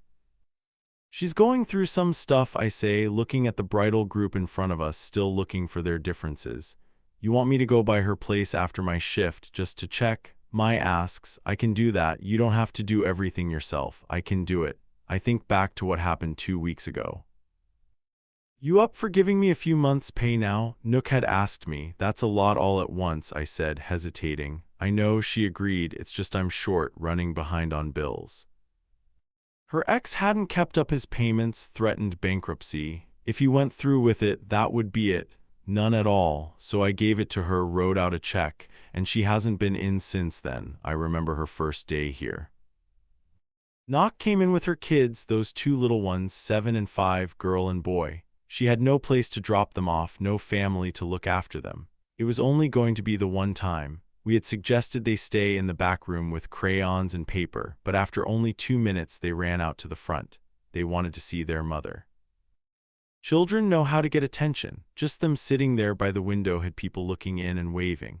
The little boy walked up to the window and put up both hands, patting the glass. He put one hand in the air and a passerby would stop, give him a high five, and then he'd wriggle from side to side. The girl joined him and did the same. I never threw out their drawings.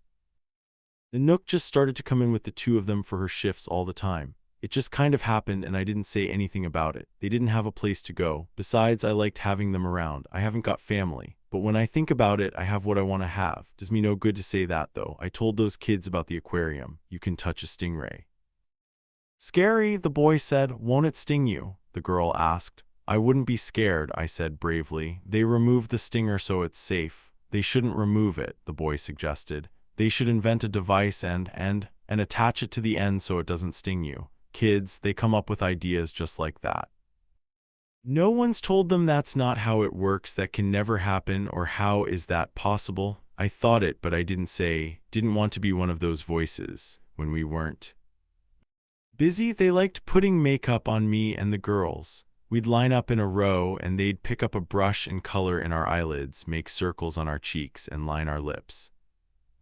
Hey, she's here, Mai tells me. It's the standby girl Annie. Took her about 10 minutes. She pulls at the glass door and enters the shop, waves to everyone in one swoop. She is wearing a pink summer dress and I eye that. She knows what I'm thinking and says, yeah, I have my clothes, taps her tote bag and slips away. The girl's name, Annie, doesn't mean anything in our language. She would be thought of as beautiful, but she slouches. She's a little taller than the rest of us at the shop, but standing near us with that slouch, her height doesn't get noticed at all. Doesn't help that whenever I look over at her, she always finds something to stand behind. It's either me or the other girls or a client, a desk, the centerpiece.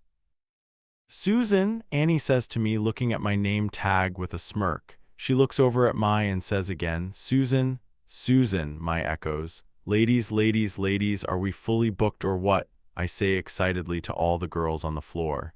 Business is booming, I shout like a circus host.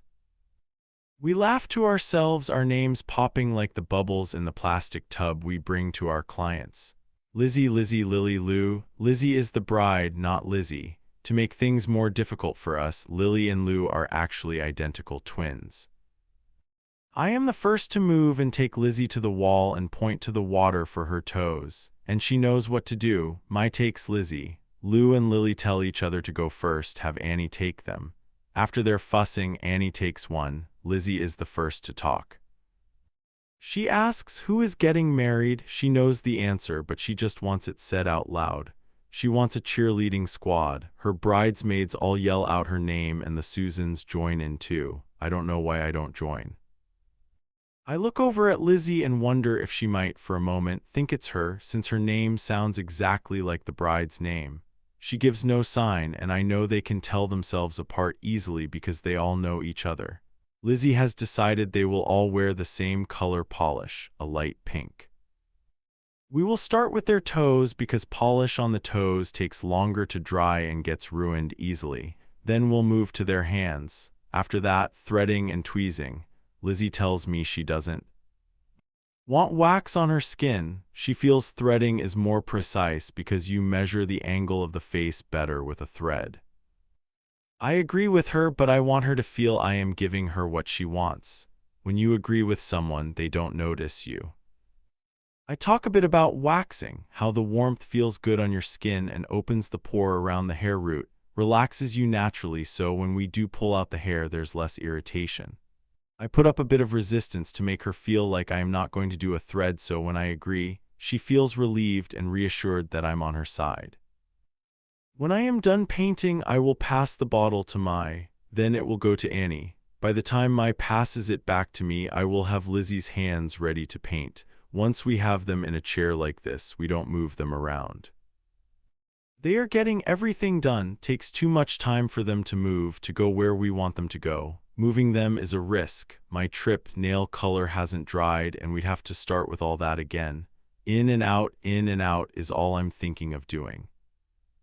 It takes a lot to focus and paint. The paint starts at just a little distance from the cuticle, needs that room so it grows out nicely. Not having that distance is poor technique. Don't want to have poor technique.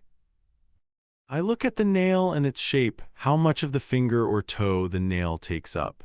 Can't put a big blob of paint. Takes longer to dry that way and air might slip underneath. Might form a bubble in a few days. Plus, I can't be generous. Adds up, you know. Lizzie, I notice, has a mole the size of a small pebble underneath her big toe. I feel relieved. It's like seeing the shore from a distance, a place to land. It's a spot where you know that this belongs to this person and no other here. I am always looking for the thing that makes people different from each other. Most people want to belong, to look like someone they've seen, to be like other people. I don't. I like the distance and the thinking I do from there. I look over at her friends, Lizzie, Lily, Lou, and turn back to Lizzie, look for what else on her makes her different. There's a skin tag near her wrist. There are a few batches of hair on her big toes. She should shave them, but I don't think she's noticed them. That's an area a lot of people don't think of shaving. Might also be that she's nearsighted. Her third toe on her left foot is longer than her big toe. Just slightly. There might have been an 11th toe. I feel a nub of something there like it's missing, and I see a healed scar. Some people have more than they really need. I don't ask about that. She doesn't notice my finger. To notice that, you have to be looking at me. Since she's come in, she hasn't really looked at me. She knows I am there and what I do. She knows that of the other girls, too. She knows the nail color she wants, her friends, where to sit, where to pay. She even notices the street outside. The time, but not me. I don't mind. I would have to talk about myself, what my life is like outside of here. Family, friends. Don't want to talk about any of it, just want to work. When she looks at the top of my head when I am painting, I lower it. If I look up, she might try to get us talking. This way, her need to talk is directed at her own friends, who she knows. I touch the heel of her foot and she squiggles it away. Means she's ticklish there. There's a laugh, but it doesn't come from Lizzie. My ear finds the laughter. It's Lizzie. Her big toe is what makes her laugh. When Mai reaches for it, she pulls it back instinctively and apologizes, then brings it back, bracing. Lou has freckles on her legs. She likes the yellow nail polish, but wants to look like the rest of the party. She stares longingly at the yellow nail polish bottle. She won't wear it, but she asks Annie to test it so she can see what it looks like on her. When Annie is finished painting her left pinky, that's the nail I like to demonstrate on too, because it's small and uses up less nail polish. Lou tells her maybe it's a color for next time. We move on to the threading. Lizzie has 2 beauty marks at different spots in her eyebrow. They are very small. I doubt she notices or that anyone looking at her would notice. There's also another tiny beauty mark on her chin. Beauty marks have meaning to us Susans. We read them like tarot cards. One near the lip means you're a talker. One on the eyelid means you will spend a lot of time sleeping in this life, because to see it, the eyelid has to be closed. One near the tear duct either because you will make other people cry about you or you will cry about other people. Sometimes you're born with a beauty mark, other times they just appear suddenly. I know someone who got hers removed, but a few years later it appeared on her son's face. You can't escape them. They reveal things about you to us, whether you want us to know or not, and we know what's destined for you. At my right, Mai is working in sync with me. It is like we are one, measuring and pulling the same areas of hair. I wonder what she's noticing, what particulars stand out. I want to go over there, stand near her, see what she sees, feel her work, but I've got my own work in front of me. I quickly glance over at Annie and she steps behind, still on the toes. She should have moved to hands and, like us, be at the face doing something about the hairs. Might have to join her, help her move along. I will get to Lily in no time. Or is that Lou? I don't know, and decide it's Lily sitting there at the station. I glance at her and her 2 thumbs tap dance on the screen of her phone. I look at her toes and see how long her toenails are. I won't ask her if she wants them cut or filed. I will just offer to cut them. They all get what they ask for, but I do the work of asking leading questions that get them to ask for what they should have done. I know what they should get done, the way those lawyers with fancy suits on television already know the answers of someone on the stand. I draw it out, what I already know the answer to. I draw it out. I ask if Lily wants her toenails cut. Lily, sitting above me and peering down at her toes, tells me they look short to her already. They do, from where you are sitting, I want to say, but they are not. Instead, I offer to cut. I bring the tip of my left thumb and the fingertip next to it together and show her how little I want to cut. She doesn't notice the missing finger, just the space I have made with the ones I do have. She nods. I nod too and cut the toenail. I watch the bit I cut fall to the floor. I cut 9 more quarter moons from her. I perch some of her toes where my missing finger is. It's a good thing to have all this space. I can move quickly, get them in and out, and they don't know how I am able to do that. Lily has a patch of dry skin on her right knee. She's scratched at it several times. It's almost red. I bring an ointment from my basket and rub it in. On her left inner leg, there's a line of hair she's missed. Means she shaves with a razor and was in a rush to be done. Maybe she got soap in her eye and couldn't see through the hail from the shower and forgot about it. She is not ticklish. Her hands are strong like she works with them all day. I ask her what she does and she says she's a receptionist. Someone who types all day at the desk has a lot of tension between their fingers. I spend extra time putting pressure there and also on her knuckles and the area that allows the thumb to spread. Every time I move to another finger to put on a nail color, she resists and I remind her to relax. Noi, observing this whole time, brings out bottles of water and hands them to each. I tell Lily I have placed hers on the chair. I move over to Lou, still with Annie, and file down her thumbnail. It was a short nail. It opens up the skin and splits. Blood rushes out. I apologize, Lily. Annie looks on, surprised I would make such a rookie mistake. I pretend I'm not bothered and grab alcohol and something to seal it. Lou winces. I catch, out of the corner of my eye, Lizzie looking at the park across the street. I turn my whole head to her and she seems to look farther than that. I can see her mind turning and thinking as her eyes are fixed on that distance. It's the face of someone who is thinking of the future, the rest of their life. I see the shape of her eyes change. They look larger, but they are not. It's tears. When that happens, you don't ask someone what's wrong unless they say, I leave my noticing and turn back to Lou. I thought the floor would sound like it does before a big fight, everyone yelling to get pumped up for the big moment. Murch used to say to me, ain't nothing to be scared of. You walk in there in that ring, you already won. You already won by being there. I think of saying that, give some sort of wisdom about life, but it wouldn't make any sense to anyone but me. It's a strange quiet. I can hear what is outside. A streetcar. The warm and long honk that can only come from a truck. The phone rings. I feel my heart beat in my chest like there's a pigeon pecking at me from the inside. I know someone out there wants me. Annie got her start at Bird and Spa Salon. That's the place Rachel owns where I used to work. What kind of name is that anyway? Bird and Spa Salon. I wouldn't know it had to do with nails. I'd have thought it was for parrots or some place you brought birds and pets to, some grooming place. Wouldn't be far off too, if you want to know the truth. My old boss there liked you best if you could just be a parrot. Watch what she does, say what she says, and repeat and repeat. Don't try to be your own person. She'll stomp that out of you. Rachel has a brother named Raymond. They call her Ray, though, and together that brother and sister are called Ray Ray. They were always around each other. Rachel had a way of making you want to be like her, to want her respect and love. The kind of big sister, if she had your back, you just felt safe in the world. Raymond had that safety. Even if he didn't want it, he had that. It was by blood. He didn't have to earn it like the rest of us. Even if we came close, it couldn't be like they were. Sure, she could make you feel like you were family, but get a job somewhere else, strike out on your own. She'd never heard of you. It didn't exist to her. Mai says that's all in the past. Forget and forgive. Easy for her to say. She never worked there. You don't need them. She's often reminded me. I hate to want anything, and wanting to be liked is the worst. Depending on another person to give, to be kind. You got your own place now. Yeah, but I got to do everything myself. I realize that's not true, but I don't apologize and Mai doesn't ask me to. Better that way, she says. Family, blood is what they are, still linked and together. You're supposed to leave home, supposed to make it without family. I did. I've got more balls than Raymond does, if you want to know the truth.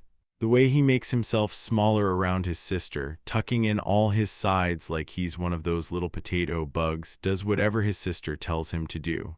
No questions asked, that sucker. But damn, he sure can draw those little designs on someone's nail bed. We don't do any of that stuff here, just the basics. In and out, in and out. Anyway, many of the girls I've taken in here got their start over there. They all start a little jumpy and shaken, even at the slightest thing. Anyone enters the shop and they freeze for a bit and have to shake themselves out of it. I have to remind them they aren't there anymore. It's safe. The phone rings. They jump, stare at it for a bit like it's got a living life and is about to explode. Reach tentatively for it before suddenly realizing it didn't go off and they can just settle down now to answer it. They have to talk themselves out of the place they've been before. Rachel did that to my girls, always spitting out some criticism, knocking things over when she's upset, making a scene. She did that to me too. She can't just tell you how to do something. She's gotta yell it and make it personal and dig and rub. If I was slow, she'd yell, "What's with you today? Got your head knocked around." If I was a little late to my shift, she'd say, "What's with your legs today? Opened them so wide last night you can't walk fast enough this morning." She had to act this out to you too, lowering herself to the floor and spreading her legs, and she did this in front of the clients. They'd look on, not sure what to do or worse, amused. And so what if I did? That was my business. How was it any of hers? Of course, I kept those comments to myself. Sticking up for yourself, explaining that just keeps her going. She loves an audience, and I didn't want to give her anything that would feed it. This one time, she said to me, "What's with your face today? Do I gotta dig out your nose?" So much for sisterhood. We have the same nose shape. Just because we look like each other or come from the same place doesn't make us family. We don't all get along. "I look out for one person," she'd say, "and that's me. I'm not your sister, not your mother, not family. The sooner you know that, the better it will be for us. You work here on that floor and you're on your own. I ain't gonna save you. A client upset, that's on you. You take care of it. Don't know what to do out there? I'm not going to come running by and do it for you or show you how. Except for her brother, Raymond, of course. He acts all helpless and like things are so hard for him, but if he ever told you about his tips, you wouldn't believe his act for 1 second, and you wouldn't spend any time on pitying the guy. He knows exactly what he's doing, knows exactly. He's playing everybody. And oh, if you just happen to look at her brother, Rachel would say, "No, no, no, look. Raymond is expensive." And she'd go over and fix his shirt, which she insists he wear in a size too small for him to show off his body. And that dumb chunk of muscle grins, too. I know her. She says and does things like that so we don't forget. Like, am I ever going to forget what I learned the days she said each of those things to me? Even today, my cheeks blow up red thinking of what she said to me. When I'm slow in the shop, her little voice comes into my head to hurry me up. "Why so slow today? Did the thing he throw into you last night, was it too big for you?" She would give a couple of shoves to go along with that, show you exactly what she meant if you didn't get it. I can hear her in my ear when I'm yelling at one of the girls. I know I shouldn't. It's not even me to talk like that. It just comes out that way. Thing is, it's contagious or something. I want to talk to the girls that way too, but that's not me. Like when the girls use the washroom often. If that happened at Burden Spa Salon, Rachel would say, "Did you drop one in there? You didn't wipe yourself good, did you? Can smell that from here, girl." She would reach behind her and fan. That girl knew how to shame you. She read you like she'd known you your whole life. She'd look and pause and be amused and come out with one of her questions. And she'd make them no longer than 2 sentences. But damn, hate her or love her, that girl could make you laugh. She was great at doing impressions. She'd pick a few things to exaggerate about a client and act it out for you when there was a lull in the day. "Who's this? Guess who this is?"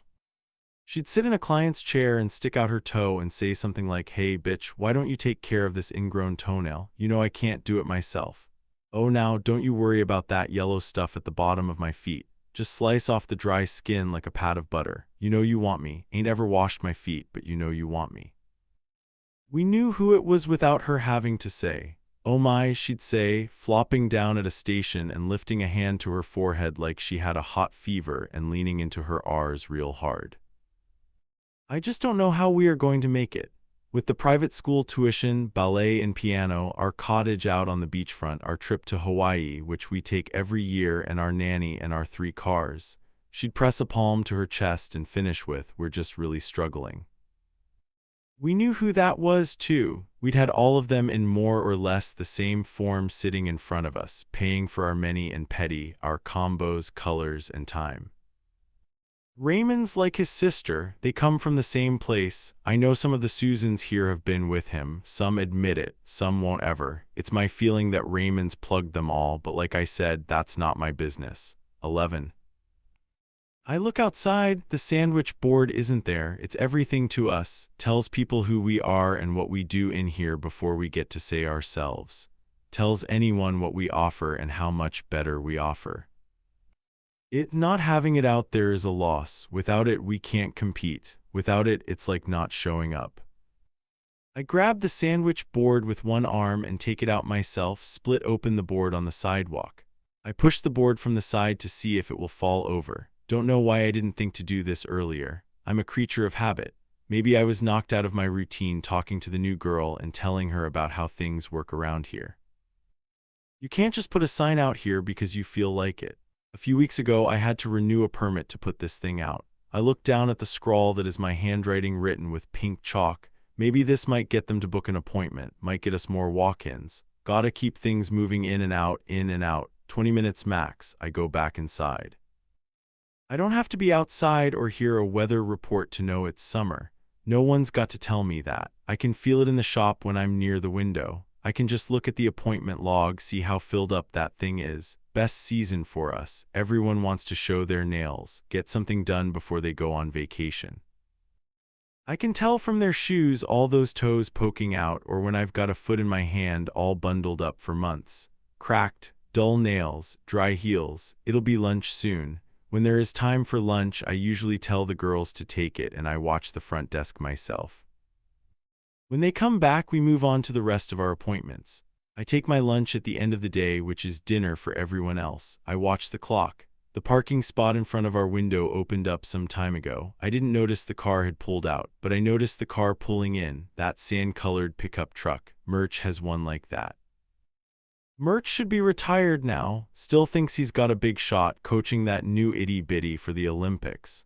Murch, the name sounds like a grunt. My guess is he's a bit over 200 pounds now. His skin sags and drips like an old candle with drooped wax all around its sides.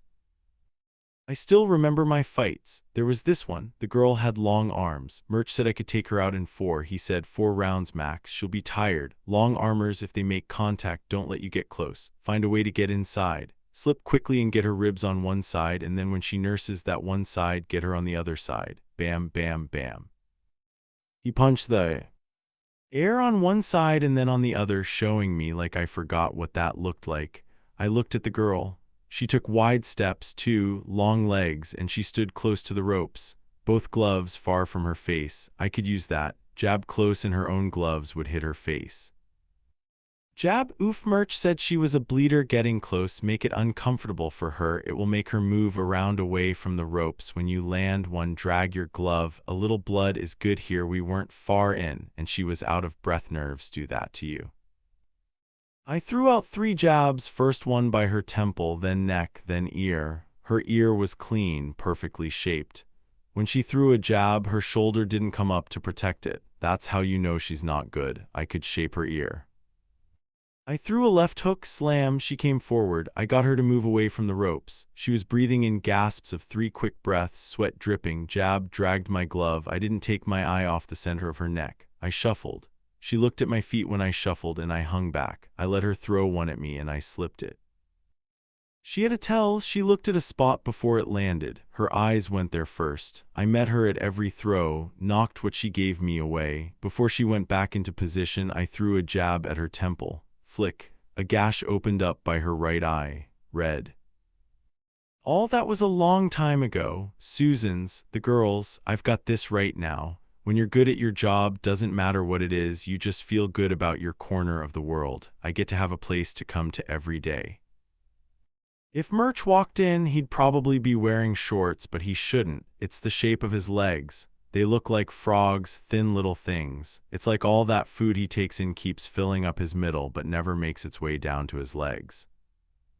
He'd wear sandals too, no matter the season.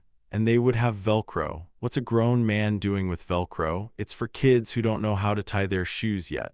I made a point of telling him that he shouldn't wear shoes with Velcro, and he belly laughed and said, "I ain't got what little time I have left tightening and looping a little itty-bitty shoelace into a knot.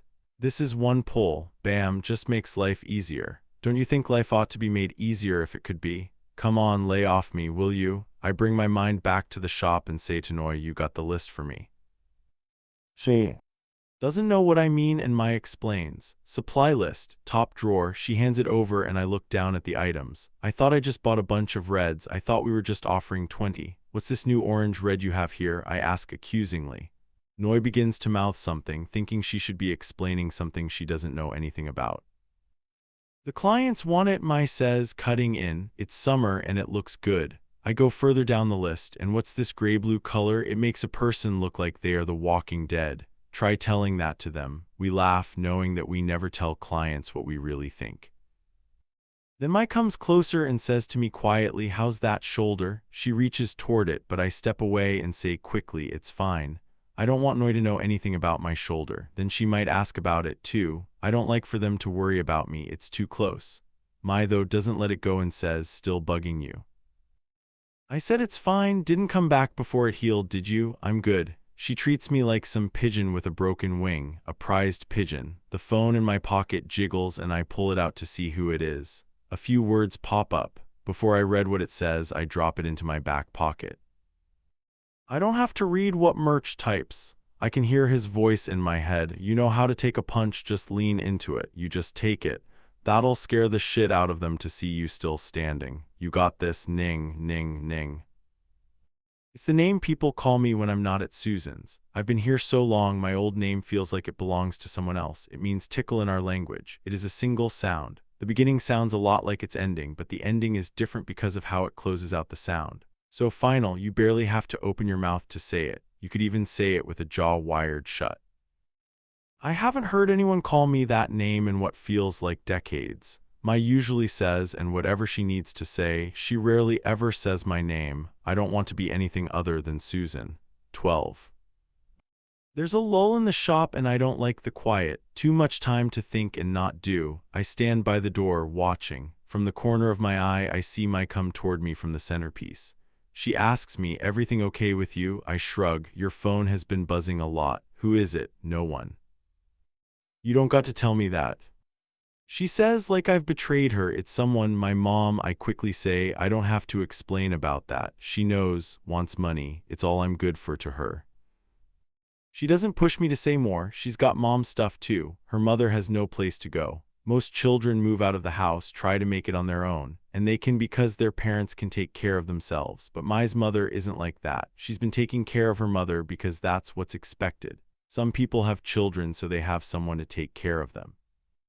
Better than getting a job, hiring a nurse, a lifetime of service paid with guilt. It is fine when you are mewling and puking, but you get to be an adult and it's prime time to provide.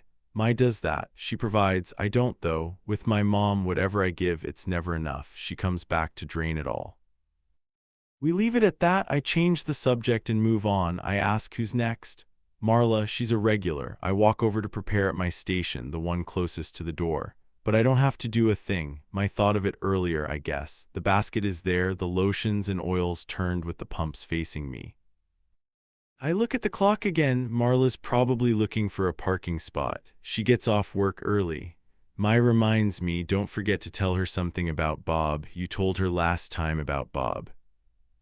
She thinks about something for a moment and then says, "You didn't mention Bob with the wedding girls. Been wanting to hear what you're going to come up with." She lightly touches me on the arm, and I let her. I can feel the black hairs on my arms part at the spot she landed, and when she pulls away, there's a slight warmth there. I remember I am alive and I have a body and that it wants things. No reason, I say, and touch where my did to bring him up so much. What noise? Voice interrupts us. Asks who's Bob, a tool, I say. Noi's curious and alert face softens into something else, like I've just thrown an object at her. She wanted to get to know me and I didn't open up to her. I feel bad about that and give a little more. I've got 99 problems and let's just say Bob's a bitch that ain't one. Noi looks over at Mai, hoping she can provide what I don't. Mai says her man. Oh, I didn't know you had someone. Why wouldn't she? She seems. And Noi looks over at me before darting her eyes back to Mai, like she doesn't need anyone. Mai laughs and says to me, "The girl's right, you know, only worked with you for one day and knows this about you already." She turns back to Noi and says, "Bob's cool, he's one of us." "How did you and Bob meet?" Noi asks me. "Yeah," Mai picks up. "How did you meet? You going to tell us that, huh?" I think of something and say, looking across the street at the park bench, it was there. I push my chin up and point with it. On that park bench, he was barefoot, right? Mai's eyebrows jump up and down, egging me on. Yeah, I say, playing along, and I sure thought his toes were real good looking. And his teeth. What did you think of those? Mai asks, over at the desk now and leaning close to Noi. She has a thing about teeth, loves them like little chiclets. And Mai says, what about that growth on his back, that bump with little bits of hair that he calls his twin brother, baby Bob back there? We laugh. Noi looks at Mai and then at me and says sadly, you don't gotta make fun of me. She turns to the computer screen and says to it, I just want people to have someone if that's what they want. When she says that, I begin to feel my age. People still look at me and I can get them to look at me, but my openness is closing up. I've heard just about every kind of problem possible. I don't have to experience it myself. My clients are in my chair every day, either at the centerpiece, the stations, or along the wall, telling me about experiences I haven't had or lived, all of them true. I don't need to live them or experience them. Universe, I say, I hear you through them, and I have learned my lesson. We're not making fun of you, Mai says to Noi tenderly. We're just having fun. Bob's not real, just someone I bring up once in a while, I say with a shrug to fill out a conversation. Noi looks at my face and then looks steadily at a space on the ground between us. She wants to say something to me. She's young, so she's hopeful about people. That they are, for the most part, good. But it's hard to say that out loud to someone you don't really know. Bob, what a name, huh? It's a name made up of a bunch of circles that go nowhere but into itself. A name someone can remember and also forget. A name with letters that look like boobs or eyes or an open mouth, like something a child draws up to color in later, I say to Noi. I make all kinds of shit up about Bob depending on my mood. I see text messages pop up on his phone. From people I've never met before. He comes home late, he drinks a bit too much. Bob delivers food, he's a janitor, he drives a truck. Clients like it when you've got some man to complain about. Does it work? Keeps him off my back. Seems like a lot of stuff to remember each time. They don't know what to make of a woman alone and content. Weird, they say, it's how people think. I bring a hand up to my ear and place my fingertips just underneath the lobe and ask, you hear that? No one says anything. Yeah, I say, nodding my head enthusiastically. It's called peace. I continue. Bob crap like that. I look away from Noi. She hangs on my every word and I am embarrassed for her that she wants to know me so much. I look out at the passing cars and say, fucking pick a color already, you're in my world. We are all soundless in the shop if you were looking at us from the outside. I'm doomed, aren't I? I ask Mai, letting her know more about me than I wanted her to. Going on about this, Bob seems more interesting and fun than anyone real. You're just afraid of love, she says, kindly and without any judgment or offer to change and fix. That's all. After a moment, Mai says, well, I got a Bob story you could use, her voice anticipating something fun. He got someone else pregnant after telling you for years he didn't want to have children. Doesn't sound tragic, I say. Noi offers something else. He got someone else pregnant and there was a miscarriage, and instead of flushing it down the toilet, he puts it in a glass jar. I don't know where Noi got that from, but I play along, and I thought it was a pickle and cooked it up. Oh man, Mai says, delighted. Noi has thought of something original for Bob to do. But that's too original. How about, I cut in, It's gross, I say, disgusted at what I came up with so easily. How about, Mai says, picking up what Noi started. It just sits in a jar in your kitchen. Why would it be there? I ask, so he can see it every day. Sounds too weird. No one is going to believe that. How about he buries it in your backyard in a glass jar, and what? And every year you two dig it up on its birthday and get it a cake and blow out candles and... It's too weird. Relatable is the goal, I instruct, not off-putting. What's wrong with that? You and Bob are weird. There can be weird people. I mean, pulling hair off someone's face is weird. So is a shop that just paints people's nails. Everyone's name is Susan. Remind me, I say to Mai, what did I tell her about him last time? Hawaii, she says, thinking and keeping it short. He got stung by a jellyfish. Did I say what he does for a living? Teaches. What does he teach? Math. You always say he teaches math. Right, math, numbers, and equations at the local high school. Been there for a long time, loves it. His students adore him. Did I say anything about kids? None. You sure? I remember. You said you worried he might take off with one of the teachers at the school, someone younger. Is that right? I ask, amused at my own ability to just make things up as the day goes along or the moment calls for it. Yep, I thought it was funny, she cackles. Your face, you are so serious. I'm glad I don't have that kind of worry. In real life, I mean, you can forget about it after she leaves. What should I say if she asks about him, if I still worry about it? Maybe say he did take off with someone, but like, add a twist. Like a student? Nah, that's not believable, the janitor.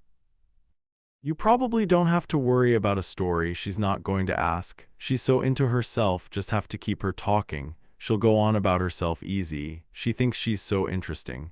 She's not though, I cut in. She's just used to being listened to. 13. Another 10 minutes tick by. Most places don't wait for you when you run late to an appointment. They will have already pulled a walk-in or charged full price for a no-show, but I like to give people chances. The water in the plastic tub is going to cool. I set it at a comfortable temperature. The suds, most of them have already popped. I stir the water to form new ones. It has to look fluffy when she gets here. Marla, I try to think of what else we talked about last time. I don't want to go look in the logbook to see if there's a note I made to myself. I hear Marla's voice. It's loud and annoying. I'm a little shaken by how loud she is. She has the type of voice, no matter what she says, it always sounds like she's shouting at you. Marla comes in, steps on our floor, and greets us.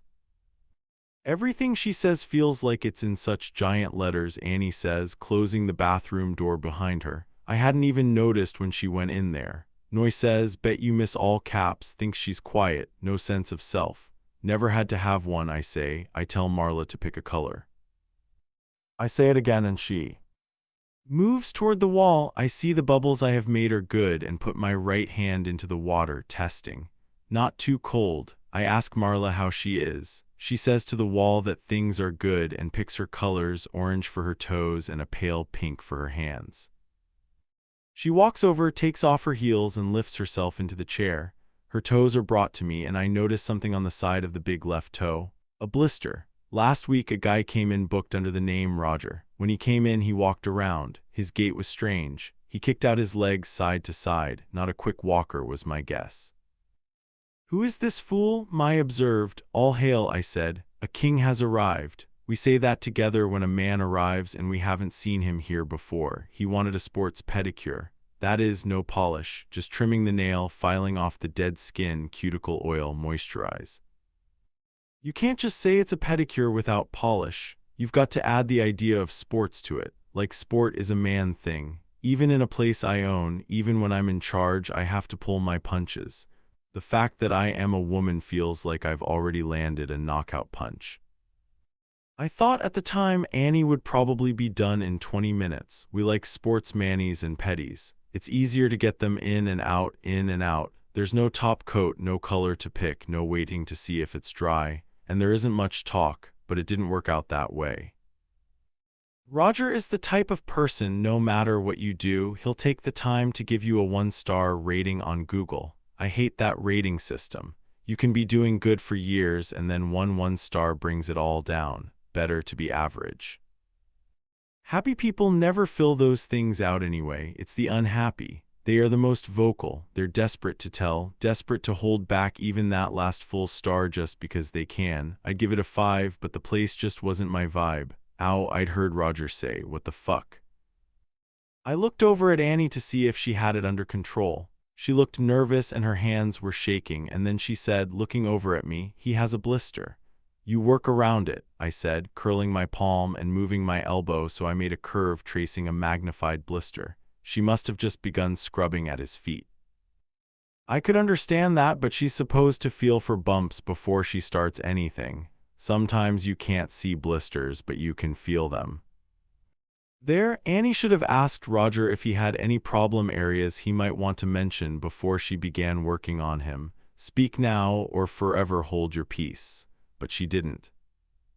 I went over to help Annie. I explained about the blister and how he should have mentioned it when he first walked in here. He thought I was saying it was his fault. I explained again. He didn't want to hear it and struggled out of his chair and began to put on his sandals. He hauled himself up and pulled open the door.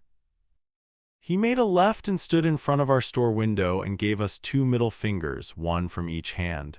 I imagined then his fingers broken, twisted little twigs breaking at all the joints. Even broken, they would mean the same thing, that gesture. All of us returned the gesture. There were 3 of us in the shop, so that's 6 middle fingers at him. He was obviously outnumbered. Frustrated, he threw up his arms and walked away. Soon as he left, I eyed the lock on the door, wondered if I should walk over there and lock it just for an hour. Enough time, maybe, for him to cool off. I worry he might come back to have the last word, to have the final say. I ask Marla if there's anything I need to know about her feet. As she nods her head, I think of Roger's 2 middle fingers bumping our window like birds who can't tell there's glass there. I give a swift glance to the lock, then quickly shift to the front window to see if anyone might be coming for the door. 3 leaps and I can be there. 3 leaps. I check the clock. She tells me her big toe on the left. The nail is growing and it's catching the skin underneath it. She doesn't mention the blister. Around it are 2 other blisters. People don't notice they have them sometimes, especially if they haven't broken. They look like a small mouth has blown a little balloon here, but if you look closely, there isn't a mouth at all. They look fragile too, like if you poked at them they would pop, but they are actually quite mighty. I look closer and see liquid inside the little balloon. It means it just formed a few hours ago. I work around the blisters and I push the skin below her nails gently back. Marla turns her phone around and shows me a picture of a baby. It's a video clip of it just a few days old, and already it seems fed up with the world. 2 of its little fists are curled tight under its chin. The baby looks at the people around it and rolls its eyes and closes them tight as if it doesn't want to see anyone there. She lowers her voice so only I can hear her, tells me it's some stranger. People take photos and videos of their babies and post them.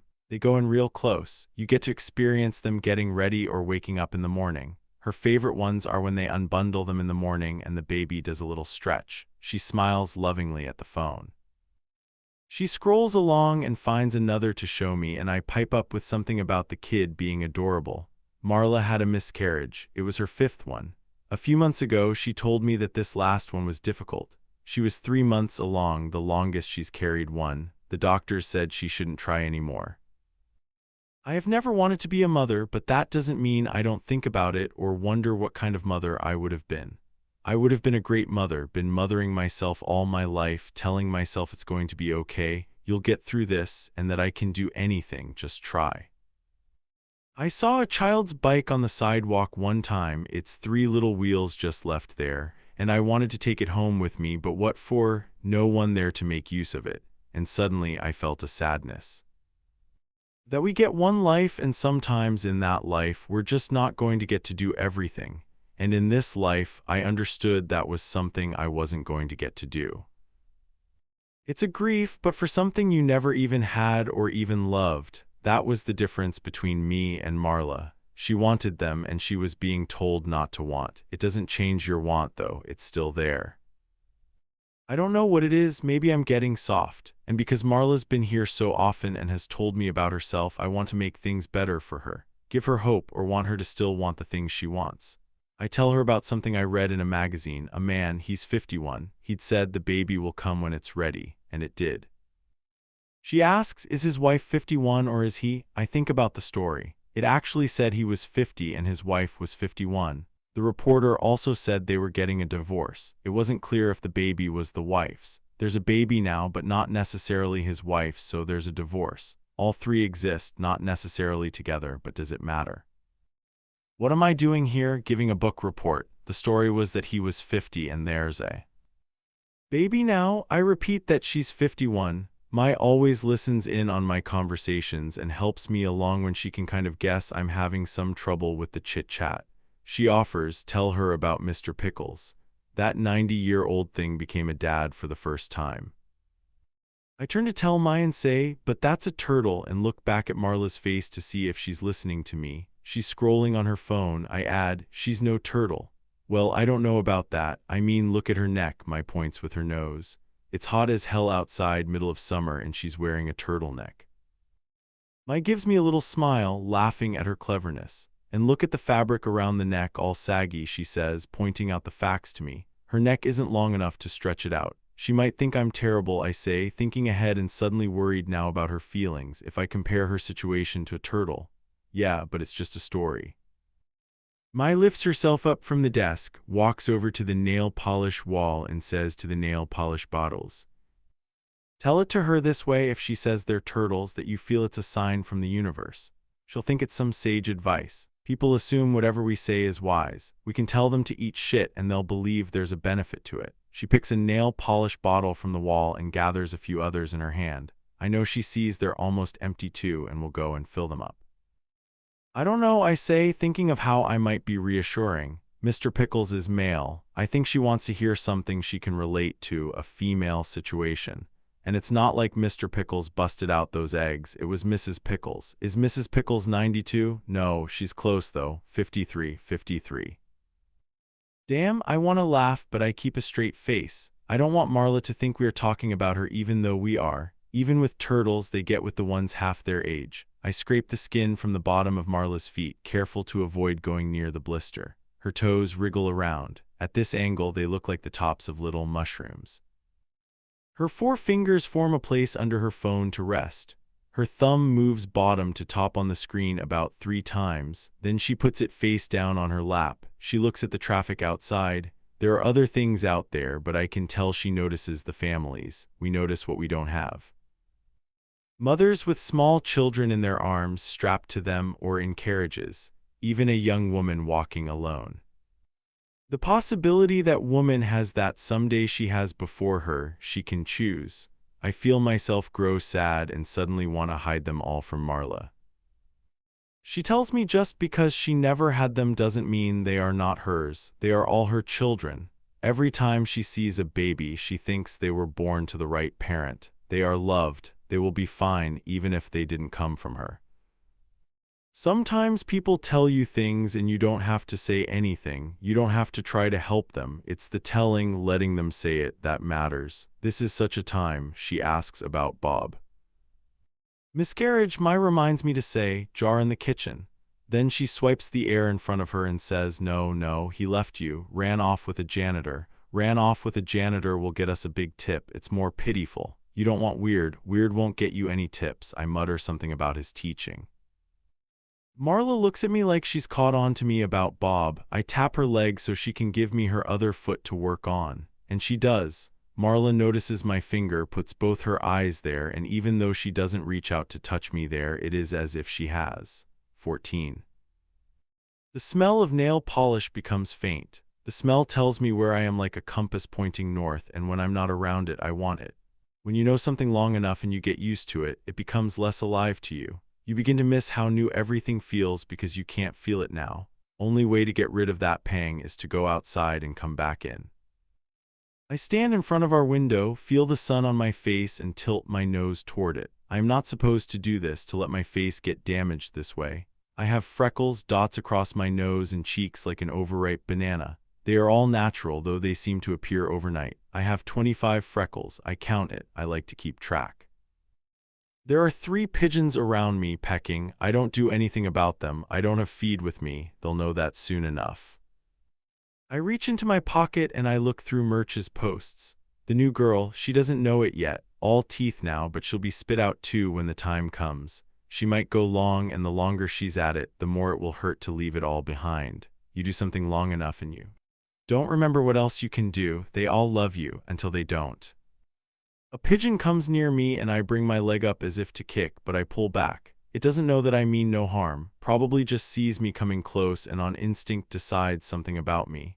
The pigeon hops into the busy street. It dodges a few cars, then stands on a streetcar track. I look left and see one sliding fast toward it. Damn thing, it didn't even move out of the way. I blink and that gray clump of feathers is still there. That's how I know it's done. Then a car follows over it. Another car. The pigeon looks flattened now. I can't see the blood from here. Another car. I don't know why, but I run out there. If cars honk at me, I don't hear them. I stand there and look at it, sliced up on one side, a clot of red like it crushed raspberries with its body. The feathers are burgundy gray, both feet curled up. Two tips of my fingers grab a foot. I pick it up like that and bring its body back to the curb. But then I don't want to leave it there, near our door within a client's view. I pick it up again and put it in the space between our building and the next. It doesn't move. She didn't move either, that girl. I tested the ropes, the floor. The girl in the ring with me was built like a brick wall. I looked around the ring and there wasn't much of a crowd. I had seen more people waiting for the bus. Protect yourselves at all times, I heard the referee say. I blocked a blow, tired her out. She'd been 6 steps to my 3. I'd read the books Murch gave me, watch the tapes. I took a shot. She slipped my shots. I took another. She didn't follow up. Jab, jab, jab. You can win a fight with just a jab. Just live in this space. Jab. Her head, I'd hit there. She was on the floor, didn't move. I stood over her, ready. She might bounce up, attack, but she didn't move. She didn't look right, mangled like a body dropped from above. She didn't move. I take a deep breath. I feel like my head has been knocked back, like I'm in the ring and someone has thrown one at me. I tell myself that someone else can come take care of this dead thing. I've got to get back. The girls need me to run the ship. The air is hot, exhaust fills my lungs, and I go back inside to the girls. I take another lungful. Excited, I can smell the polish, like I have opened a bottle and stuck my nose right over it. I go wash my hands. Soap. I look for the things I know will be there to steady myself. I count. 5 chairs, 4 stations, centerpiece, lotions, towels, wax, disinfectant, nail polish filled to the top. I look at the girls and wonder if they saw me carry that pigeon back. I don't think they did. They don't look outside as much as I do when they are in here. They work or they talk to each other. I keep them busy. Who have we got coming in? I ask, moving on and reminding us to watch the clock and to pay attention to the schedule. No one until 2, Mai says, over at the centerpiece with no computer screen or logbook in front of her, remembering all of this from a single glance in the memory of that. We have to get some walk-ins, I order. How do we get them? Noi asks. She's now seated in the chair we have there. Annie's back is to me and she's sitting on the desk. We hand out some flyers, I say to Noi. We go to the coffee shops. Tell them we got a combo special. 2 for 1 manapeti. If they think too long or make excuses, tell them $10 special deal. My near me now complains, it's hot and I'm wearing black. I don't want to stand out there. I bring my eyes back to Noi. And you far along on the appointments. They confirm, left messages. That's how we get walk-ins too. They bring friends. I look back at Mai and address her complaint. It is hot outside, you're right, just do it for 10 minutes. We'll take turns. Wax pot, confirming the switch is still on. I hand Mai a few flyers. I hear the phone calls. 2 minutes later, a woman with a stroller comes inside. She just wants a pedicure. The girls tell her to pick a color. Noi says it first once. I move to remind Noi to say it twice, but before I do, Annie repeats it. Only then does the woman go to our wall. I look at Noi and show 2 fingers to remind her we have to say it twice. They don't hear us the first time. I take the woman to a chair. Her name's Mary, she tells me. Her under eyes are puffy and dark. I should suggest a facial, but I'll just keep it to the pedicure. It was years ago, but I hear Rachel instructing me. You can't just look at someone's face and tell them what they need. You can suggest it if she's pointed it out herself or if she asked you about it. Before she sits down, she takes the baby from the stroller and cradles it in her arms, says his name is Michael, sits down on the chair and unbuttons her top and feeds him. I glance at Mai. Outside now, she complains, but she always does what needs to be done. I tell Mary to soak her feet. Mary puts her feet into the warm water and sighs. She asks me if I have kids. She doesn't give me an in to answer. She says even if I had them, it wouldn't mean I'd love them. They come out and there they are, their own person. You think you're going to love them, she says, but she feels nothing. I like her right away. She makes sense to me. I look at the baby, how it eats from her chest. Its mouth looks like a hole of never-ending want, probably cries all the time, and you spend all day trying to figure out why. Her arms are tired, she says. She doesn't get enough sleep, doesn't see her friends, and she misses work. Anyone can be a mother, I think. A lot of people are mothers, and you don't get paid for any of it. Seems like a lifetime internship. You never know if you're doing things right, and someone is always telling you the ways you're doing it wrong. Here at the shop, I do what I want and make what I want. Everyone I see needs me, and when it gets to be too much, I get them out. At the end of the day, they all go back to where they come from, and if they don't, I can shove them out. Mary says she made 6 figures and loved her job. Seems like the baby is going to eat all that up too. That's the kind of money that makes someone grow up to be lazy if someone else is there to provide. The kind who kills you for your insurance or puts you in a home and waits for you to die so they can collect insurance while you lie there shitting your pants in a pool of urine. I massage her ankles and tell her I don't have kids. She tells me I'm lucky and I can see her point, but I don't want to rub it in. A few minutes pass and she tells me she thinks her husband is having an affair with a nanny too. She thinks they fool around when she's asleep or when they take the baby to the park together. Mary doesn't know I am talking to her when I say to Noi. It's probably true in our language, as if I just told Noi to make phone calls and book appointments. I dig out the dirt from Mary's toenails and wipe it on a cotton pad like it is peanut butter from a jar. Noi looks over at me and listens, then turns her eyes back to the screen in front of her. She doesn't want to join because she has a baby too. And with a man who isn't hers, not that there's any shame in that you have what you get yourself into. Who knows what the man might have said or promised that he'd never felt this way before, that his marriage was over maybe. But it never really is it? I scoop a small plastic spoon into the jar of body scrub and spread it on Mary's feet. I bought it for the shop because it promises you can smell paradise all year long. Most exfoliants promise a glow, but paradise, and all year long, that's something I want clients to have. I don't reassure Mary about her worry, even though I know that's what she wants. I am sure she has friends to talk to over brunch, maybe a therapist, but you don't want to tell your friends stuff like this. Want to keep up the appearance of what everyone thinks happiness should look like. After a while, your friends are his friends too, so they're not really your friends. And a therapist would just take notes. Better to tell me, I am no one to her. It's easier that way. Who am I to say anything about her husband and that nanny? I don't know any of them, but I do know people. I think people have good instincts. If they feel something is going on, it probably is. I get that an imagination can run wild, but Mary's feelings about it are so alive to her, cliched even. But a thing becomes a cliché because it's happened so often. I also think if it's not happening like you imagine, then it's happening in some other universe. I don't think those images we get in our head come from nothing. It's happening in this moment or true for some other lifetime or universe somewhere else. We're never wrong. I ask her what she would do if it were true. She'd feel relieved, she says, just being right about it. I pick up the color Mary wants, the one she picked from our wall, a sparkly blue. My comes in from the heat. I am not near her, but I can feel the summer on her. Warm, sweaty, close. I ask the girls in the shop. Is it just me? I bend down to paint Mary's big toe. But do these toes look like fingers? I turn my head toward Noi and Annie, who are at the desk together mumbling about something on the computer screen, and they look at what I have in my hands.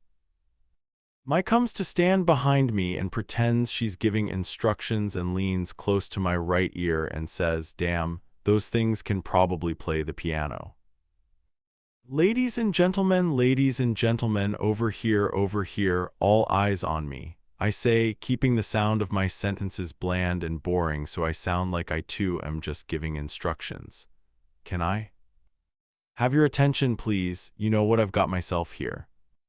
I pick up the toe next to the big toe. Noi and Annie smile at me, eyes alert and shining like I am about to pull a rabbit from a hat.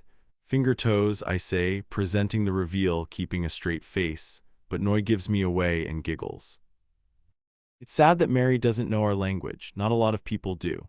I feel sorry for her if you want to know. She seems like she could use a friend and we might even be friends. Mary asks me what I just said about her. She pulls down her shirt so the baby doesn't take any more. She acts like I have seen too much of her. Her face closes up like a door, but I have already walked through and looked around. She thinks I am talking about her. She's certain. I tell her we were just agreeing that the color she picked looks very beautiful on her. Perfect, really, and my eyes move on. 15. I am always aware of the clock, whether or not I am looking at it. I can tell by the look of traffic. It had let up a bit, and now it's beginning to fill up out there again. I look over to the wall at the clock's two hands, one over the other in a single gesture. Reminds me of a middle finger. I tell the girls to grab lunch before the rush. Come on, you, Mai says, referring to Noi. Big sis will take you out to lunch to celebrate. It's your first day. She sees Annie's face fall. You too, Annie. We'll both take her. She's probably going to take them to the little taco place a few doors down. It is nice there. There are 2 seats out front, a few more inside. But its true beauty is the little courtyard full of flowers. The food there is served in small portions, so you always ask for more. You want us to grab you anything? Mai asks me. I've got something, I say. I flip open the logbook, wanting to look busy. I don't want them to know that I want to join them. I don't know why. I don't know why I can't tell them something as easy as I want to join. I've been like this to them for so long. I can't just go and change that now. They all leave. I look down at the next appointment. Janet. The woman is a fan of that place a few blocks from here. Bird and Spa Salon, that brother and sister team. Janet has a face that's familiar to fashion magazines and the movies. Most people would agree Janet is beautiful, but I wouldn't say so. She isn't beautiful, she's familiar. When you see a face you have seen so often, you don't even look at it anymore. Nothing to make your eyes stop and stare at the details and how they have come together. Nothing to slowly take in and store in your mind to call up for later when you want to remember that you saw something that made you pause. Janet is used to getting attention and holding it. When she speaks, her sentences don't stop. They start unhurried and they meander and spiral around, never getting to a point. She thinks she has something to say because people are looking at her, but after a while their eyes wander to the things behind her or closer to themselves. They aren't paying attention. They are just looking. She doesn't know the difference and thinks it's attention. Janet fills the air between her and everyone else and takes up space with ease. She comes in here, buzzing around my floor, telling me how to improve my place, where to get clients, what I should do better. Helpful, that's the word she likes to use, just trying to be helpful. It's more like poking. Poke, poke, poke. Keep poking around, lady, and find out. She's always telling me what they're doing right with their business over there at the other nail salon.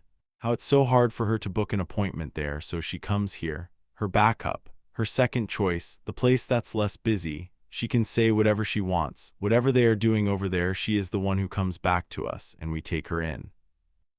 There's a figure outside our window. I look at him. His back is to me. His clothes are ragged and dirty, but he has a regal air about him. He looks like a professor, really has a trench coat on, but his skin, the skin on the back of his neck, is all burnt by the sun, nowhere to hide.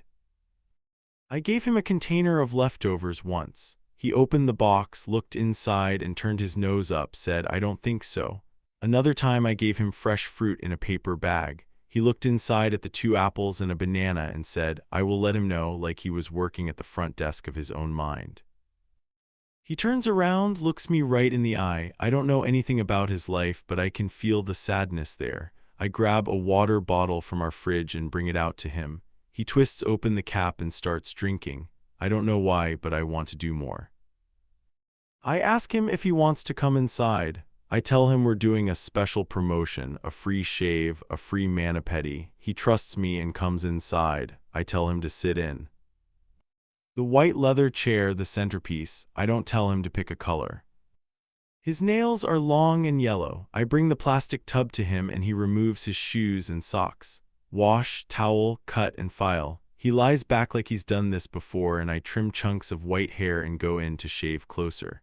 When we are done, he walks to the door and turns back around. He gives me one bow.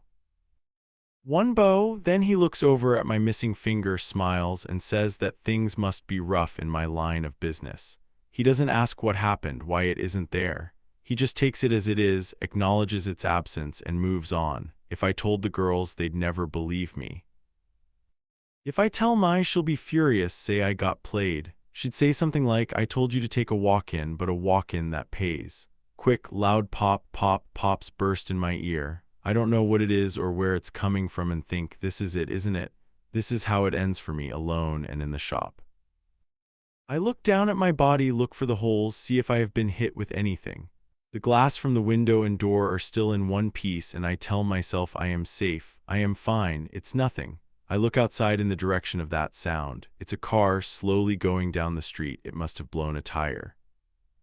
It stops at our corner and the driver looks distressed, a teenager. She comes out and discovers the wheel that's busted and searches around for help. Because I'm looking, she heads right for the shop, asks me if I can help her. She left her phone at home. I go to the computer and bring up some phone numbers and suggest a tow truck. She takes a seat at my station, biting her nails, eyes buzzing around, lower lip trembling. I ask her if there's someone she wants me to call, and she tells me her dad. They talk on the phone. He will come by, she tells me. I think of the water bottles in the fridge. I offer her one and she takes it, gulps it down quickly. That's one water bottle I hadn't planned on giving away. She's not a client, but she could be. She doesn't say thanks or anything like that. Someone who is used to other people offering help. A given. I don't want her here, but I can't tell her to leave. That's the problem with being a shop. Anyone can just walk in, and whether or not you are what they are looking for, you have to let them look. You can't choose them. I go over to my station and move my tools around to make it seem like I am not available. I hear a voice. It says, "You who?" I know who it is. No one greets me like that but Janet. I'm told of the weather, sweat-soaked. I don't say anything. Janet looks over at the busted tire girl and back at me, annoyed. Janet thinks I have fallen behind in my appointments and I might have to take her an hour from now. She always assumes the worst about me. It's hard to prove to someone you aren't something they think you are. It's a negative they have, and it's hard to come back from a negative. I point to a seat. As soon as Janet takes a seat, she has something to say about the business and how I have things. She looks at me from the top of my head to the heels of my feet and asks me if maybe we might think of wearing something other than black. Apparently the color doesn't bring the idea of cheer to her. We wear black because we want to. I like clothes I can just throw on and not think about. If there's a stain somewhere, it isn't on my mind. I click on our Go Away Please music soundtrack. I ask Janet to put her toes in the plastic tub. I ask her if the temperature is all right for her, and I tap her left leg and she puts it before me to be worked on. Janet gushes about Raymond, the guy who works at the other nail salon. She says, thinking she's telling me something I don't know. She suggests I drop by there. She tells me they're good people. Good people. I want her to stop talking about them, or at least comparing us. Don't like hearing about how great they are over there. I'd rather she just go to them or book her appointments there. I feel she's just here to tell me everything I am not by praising them. Parents do that with their children. They talk about one with pride and excitement. It sounds good because it's all so positive and loving, but it's a sly way of putting down the one they don't mention. I think of something to tell Janet. I want to blow up her praises. Then I smile because I know I've got it. I tell her there's a fungus outbreak over there at the bird and spa salon that they're not telling people about. She draws in her breath and holds it there, and a hand is brought up to her chest. So dramatic. I look at her toes. I have to admit they are beautiful, and she doesn't need much work from me beyond a polish. I tap the nail on her left big toe 2 times, gently. If I did it once, it wouldn't feel like I had an important point to make. If I did it 3 times or more, it's too much, and she wouldn't trust me. There is nothing wrong with this big toe, but I lean in close to it, squinting my eyes and then pull myself back. I make my eyebrow hairs try to reach for each other, but the space between them is impossible, so a mound of skin forms. I bring my lips together and try to make the shape of a circle. I then tell her there's a strange color there that I haven't noticed on her before. Better get that checked out, I tell her. When we are done, I follow Janet to the door and wonder if I should lock it. Then I think about the busted tire girl and her father coming and decide to do nothing. I look through the glass to a few steps from me. The pigeon I brought back from the street earlier is out there too, a ball of gray feathers just out front.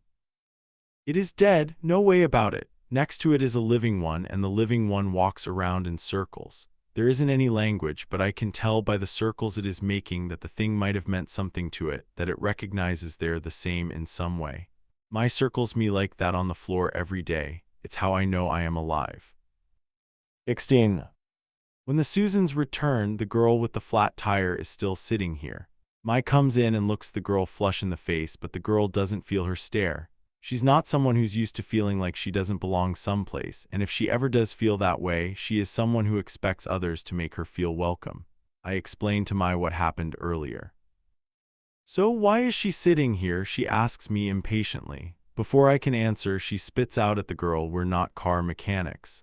Mai's head weaves in small, tight circles. The girl looks at her blankly because she doesn't know our language and looks away. "Dad's coming to pick her up," I say. Mai's eyes are still on the girl, looking her up and down, but the girl can't feel her heat. Mai pulls back and dismisses her with a flick of her hand. "Must be nice," she says, and moves to the back room, her voice trailing bitterly, "to have Daddy come rescue you." Noi and Annie follow in and pass Mai coming from the back room. Mai doesn't shrink herself in the short hallway. She takes up the space she wants to, and the two girls rub shoulders with the wall. Mai comes out to the floor and notices the water bottle in the girl's hand and says, "And you gave her one too?" She's not happy about all this. She walks over to the centerpiece, turns her back to me, and stares outside. "So how long do you think it'll take before her dad gets here? She's probably going to use our toilet. How about some food for her? Oh, a bed for tonight. Roll out the red carpet for her, why don't you?" She spins her face to me, arms folded tight across her chest. She doesn't like people who come into the salon and take up space without paying up for anything. Sometimes she forgets she's not in charge. I kind of like that. It feels personal to her and I can let myself relax. I don't always have to take the lead or say the thing that I'm thinking. She knows. They say people can't read your mind. Mai gets pretty close to it for me. I vaguely remember who is coming in at 2 and open the logbook. Mai blurts out like she's seeing the logbook through my eyes. It's someone new. I love how she looks ahead and knows what's coming up and has a great memory like this. Makes me trust her. I don't trust a lot of people. It's how I've always been. It's easier that way. Noi and Annie come from the back room too and huddle around the desk. Annie shows Noi how to replace the roll of paper in the receipt machine. I look at the name in the logbook and she's right. New clients take a lot. It's harder to get them in and out. Tell them to pick a color and they stand there longer than you want. Plus, I have got to get to know them, what they want, why they are here, what they are hoping for, and I have to get them to want to come back, and with a group of friends, of course. Whenever anyone new comes in here, we like to ask about their lives.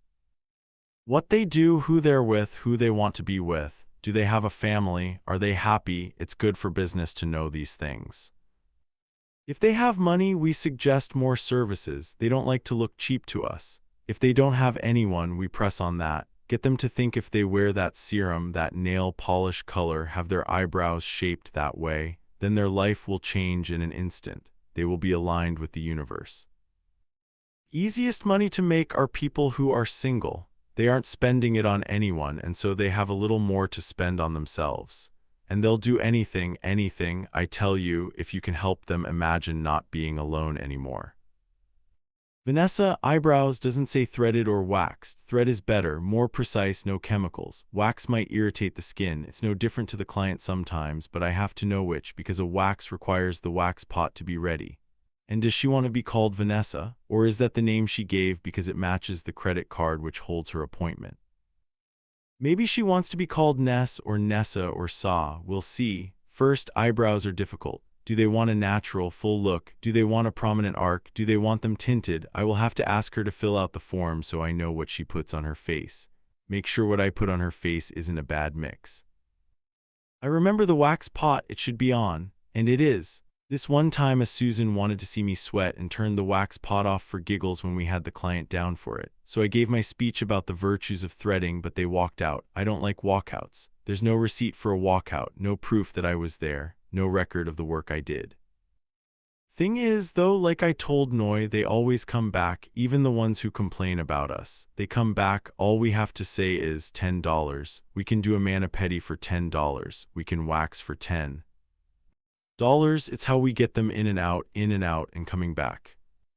The front door opens. I don't know who it is. This must be Vanessa, I think. I will have to do a lot of talking so she knows what's happening since she's new to our shop. The woman tells us her name. It is Vanessa, and I tell her she's with me. I remember to smile. I don't usually, but she's a new client, and how they see you first always sticks with them. She makes her way to the centerpiece, and I ask her if she's wearing any makeup or has had a facial peel in the last 3 days. She has makeup on her face and no peels. I test Noi and call over to her asking, when do you put toner on someone's face? After you cleanse, she says quickly. She has makeup on, so you double cleanse before the toner? Yeah, double cleanse, then the toner. I can tell Mai wants me to be warmer toward Noi. It's her first day, and I'm not easy on first days. I feel if they come back after the first day, they will come back the days after. I shouldn't have to be warm and nice to get the girls to come in to work. It's not a playground where you run around and ask anyone to be friends. This is a business, in and out, and that goes for the girls too if they don't have what it takes. Annie comes closer to Noi and whispers, it takes a while for her to warm up to someone. She strokes her hair and says she's not as bad as she comes across. I don't want to join in on what they have going on over there and change the subject. She doesn't have full brows. I pretend to wipe my own brow as if I am fixing the hairs into place. She fills them in herself. Back still to the window, arms still crossed, Mai observes and adds, I can tell from here the severe lines. She sticks a hip out toward busted tire girl as if that small movement could push her out the door into the street. You should tell her to do it properly. First time though, suggest a tint, saves time, don't have to fill it in yourself, might as well, she's here. I pump makeup remover onto the cotton pad. It is odorless and colorless. It looks like water and feels like water and smells like water, but it is not.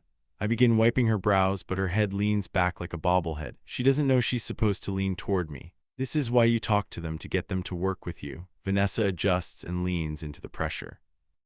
She tells me she prefers to be called Van, I think. Oh, didn't see that coming. Most like to shorten their name by using a chunk of the middle letters or a chunk at the end. I didn't think anyone wanted to be called anything like a vehicle. Like a car, Mai says, throwing her voice into my ear again. Why would you take a good name like that and want to be called a van? Annie chimes in from her place at the desk. Ask her who she's driving today. Did she get her brakes checked? Noi adds, I say, how many does she seat? Does she have four-wheel drive? Is it difficult getting a parking space? She's pulling in right now. How many miles has she got on her? We have taken our joke as far as it can go, and stop. Van can't tell we are joking about her name. It sounds like we are just having a conversation among ourselves. We are, she's just at the center of it. I tell Van I am going to mix the colors. I apply the color to Van's brows to tint them. I wait 20 seconds and check the color to see if it's dark enough, and it seems to have taken. I remove the color, take out the little hairs on her eyelid with wax strips and clean up the shape of the brow with tweezers. As I begin with the tweezers, I notice the skin around the eyebrow is turning pink. That's normal. The skin after a wax is sensitive. Van tells me she has trouble sleeping. Her neighbors are having such loud sex. They do it around 10:3 or so every night. It's like clockwork. Probably trying for a baby, Annie, still at the desk, says. Van thinks they are trying for a baby and hopes so they stop doing it so much. Don't know about that. Sometimes having a baby or being pregnant makes you want to do it more, Noi says, typing something up on the computer. Annie looks at the screen with her and writes something down in the logbook. I wonder if Noi felt that way, having been pregnant and had a baby. The time they'll need for it to line back up again, I say to the girls. Months. Mai, cleaning my tools now and handing me one, says that's if it came out of there. And if she's a healer. There can be complications. You never can tell. You're never the same after, Noi tells us, your body or the way you see it. Van says she knows their sounds shouldn't keep her up. It's just she feels like they're right there in the room, too close. I don't say anything. She says she's single, so it's not like she can make the same noises for them to hear. They don't know that, I say. She laughs. She looks at her hands. All 5 fingers in each hand pressed together, all alert and lined up as if for duty. The skin is dry and dull. Her nails are bare. I ask her if she wants us to do her nails. Another time, she tells me. I am a little disappointed by that. She won't get to see my missing finger because when you work on their face, they close their eyes. I like it when someone notices. Van tells me her ex-boyfriend used to tell her she was asking for too much. She just wanted to see him more than once a week. And this woman next door, she's getting to do this every night. It's not like she's being told she wants too much. I don't know about that, Mai says, doubtful. Maybe the woman was told she's too much, but she does it anyway. You can do that, you know. When he says, I've got to get up early in the morning, just do him. She walks over to a chair at a station and spreads apart both her legs and lowers herself onto the seat. He won't be getting up early for anything when I'm finished. Van hasn't seen any of this. Her eyes are still closed. The girls at the desk hold back their laughter, and Annie says to Mai, might as well just do it when you have them there. They're gonna disappear anyway. Who cares if it's asking too much? Just get yours, Mai says. Vanessa doesn't think the guy next door loves his girlfriend. It's only been 2 weeks. Maybe she'll be gone soon. Who says it's his girlfriend? Mai asks. Could be just a friend. Isn't that what they always tell you? Annie says, that they're just friends and hanging out. One of the guys? Would you believe it though, this one of the guys shit? Why isn't she hanging out with me instead is the thing I'm thinking. It's because you ain't got a dick, Mai points out coldly, and that's what she wants. I ask Vanessa how she knows that he doesn't love her. She says it's because it's all they do over there. A fucking performance, Mai says bitterly. Who screams like that for that long? It's a show for him. All that grunting, like come on already, I have stuff to do. Suddenly the girls all look at the door. A man is there and pulls it open. I am already there, tools still in my hands, and he steps back and says, whoa, whoa, holds both palms up and slowly backs away from the door. His eyes dart away quickly behind me and points to busted tire girl who walks quickly to him, passing me. I almost forgot the girl because she isn't going to produce a receipt. When I turn back in, all the girls look at me. Mai is the first to speak. She says, you still thinking about Roger? I don't say anything, but she knows. You scared he'll come back and do something to us? She doesn't leave room for me to answer. Her eyes go to the busted tire girl outside and she says, that girl bringing things in here to scare the shit out of you after everything we did for her. Haven't been this ready to go since my boxing days. Murch had to drill into me not to be scared. He'd squeeze my arm and say, you are stronger than you look. Don't got to be afraid of nothing here. I look at the lock, the door, the sidewalk, across the street into the park. 17. I am outside again, standing by the sandwich board. Leave the girls in there to sweep and clean up. Leave them to talk if they want without my eyes on them. I lift my eyes to the hydro lines across the street. There's a bird sitting on one of them. It's not a pigeon, it's smaller. The lines look like some kid took a black crayon and tried making a straight line 2-3 times, even when I am not thinking of them. Knox kids come into my mind like this. I worry about them, where they are, what it will be like for them. Then I remember I have my own life, and whatever happens to them, they are with their mother. I take a deep breath and clear my lungs. I miss the smell of polish and I go back inside. Soon as I walk in, one of them teases, saying, pick a color, pick a color. Everyone knows we can't pick a color for ourselves, but there they are on the wall, waiting. Still, I walk over to the wall, see which color draws me close. I like this lavender color. If I could pick a color, I would pick that one. I look down at my hands, how dry and wrinkled they look. I don't have nice nails, but I don't do anything to change that. I'm always on the other side, doing the work to make others look good. But that's where I want to be. Say it twice, Annie says sternly. Her eyebrows make an effort to come together, but do not meet in the middle. They don't hear you the first time. Before I know it, Annie's come over and linked an arm around mine, and Noi follows her and does this too on the other side, and we look like a charm bracelet. They carry me over to the centerpiece, and Mai is there, ready to go. She pulls the thread taut in her hand, acting like a professional killer in a movie about to strangle a neck. Boyfriend, Mai says to me roughly, you hap one. I laugh, but she remains serious and says, what's so funny? And then she breaks and laughs too. He hap money, Annie says, also in a fake accent. She comes close to my face and says, you know, her right hand spinning something invisible like a Rolodex, pretending to search for a word, a way to explain what it means to have money.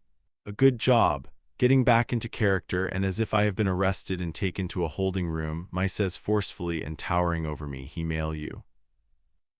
I am a little stunned by her seriousness and my laughter dies down a little. Why, he no lope you, Annie says with concern as if I was really a customer. He not marry you, he no lope you, she quickly sums up. My runs a finger gently along my upper lip, the cupid's bow, tracing something as if it were there. She says no, no, too much, man no like. She waves a pointed finger at me, adding, no good. This why you have no boyfriend, we don't really talk like this. We're talking like how our clients imagine we talk. No, baby, Annie continues, incredulous. She tosses both hands up like it's obvious. How he may leave you now? She spins around like she doesn't have time for someone who doesn't know the basics and looks out the window like a general commanding troops with a strategic plan. You give him kid, he may leave you. Stay with you forever. When she gets to her last word, it sounds like she is a magician and has just cut through a wooden box and split it apart without any blood, the body intact and still moving, pointing to the magic. Forever, Noi has been brushing my hair delicately this whole time, the teeth of the comb just on the top stray strands.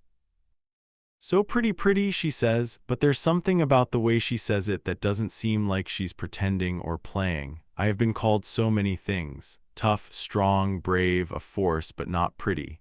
I realize no one's ever said that to me before and meant it for real. I am in the centerpiece and I look at all four of us in a side mirror above the sink. How alike we are, what we do, I don't know if the girls love it. Maybe Mai does, I don't want to do anything else. The thought of being somewhere else, doing something else without this place, these girls to pass the time with, and I feel like I don't exist. Hey, before I forget, Mai says, stopping everything and pointing to the back room with her whole hand. Just wanted you to know we bought you lunch, left it in the fridge. Oh, thanks, I know you like to be all in charge and take care of everything, but you should come eat with us. Maybe just once. It'll be fun. Yeah, sure, I say. I want to join sometimes, but I don't want to get to know them, makes the job harder. They'll start to come in later, take less care with clients, ask for things. When you're in charge, you have to keep your distance to keep the place running. I get up from the centerpiece and we each fall back into our spots in the shop. I join Noi and Annie at the desk, glance at the computer screen and don't see any appointments. There might be a walk-in, but it looks like I should grab a bite now. On the back table, there's a bowl of rice with broccoli and a fried egg sunny side up. The yellow a perfect circle. I didn't tell them to bring me anything. There's a pop can, too, still nice and cool. There's a straw tucked underneath the metal tab. I don't want them to know I wanted this. I don't tell them thanks. I don't tell them I want anything. I was hungry and they thought of me. Merch would call that weak. Don't you ever let anyone see you want. Don't you go looking for their pity. Pity don't pay. I think the girls probably talk about me behind my back. I don't know for sure. I would if I were them. I can imagine Mai would be the first to say something, give the girls permission to speak freely. Over a plate of tacos, she might say, see how she just grabbed my hair and cut it. Like, what is that? Why do we have to look like each other? That's so fucking creepy. And no, we don't have to say pick a color twice. They can hear it the first time. Does anyone here know what happened to her finger? Probably cut it off herself. Got up one day and said, fuck this, and just did it. So people stop asking questions. I mean, what if someone wants to marry her? Like, how do they put a ring on it? It's like she's married to the place, has nothing else going on. Wouldn't even know what to do with it if it was there right in front of her. Get your paycheck, girls, and just go home. That's all I'm doing. That's probably what Nock did, except she was smart, asking for a bunch and taking off with it. Made a fool out of her. And we got to take care of it, work our asses off. I shake my head and remind myself that their talking behind my back is fine with me. As long as it stays. Behind my back, I don't need to know. It's how they bond with each other, talking about me, having some common thing to say to each other. I look up and notice the bathroom light is on. It should be turned off when no one is in there. Flick off, I feel the air move. Someone's come in, I think. I rush out to the floor and see who it is. But it's no one. Mai asks me, hey, you eat? I don't answer that and go up to her, say quietly. I might cut Annie thinking about it. She doesn't try to talk me out of it. She asks, you think we could get a guy this time? Think we could be killing it with the tips? Huh, we need a Raymond. A guy's not hungry, worst kind of worker, someone who's not hungry. Murch said girls in boxing were hungry and that made them more pure. He would say something like, if I'm remembering right. I hate to admit that, but it's true. You bring in big ideas of purses, television, sponsorship deals, the movies, and you tarnish the sport. It can get you all of those things, but you forget about the sport. The respect you show your opponent. How to get your opponent to respect you with nothing but your footwork or with one punch, bam, to the face.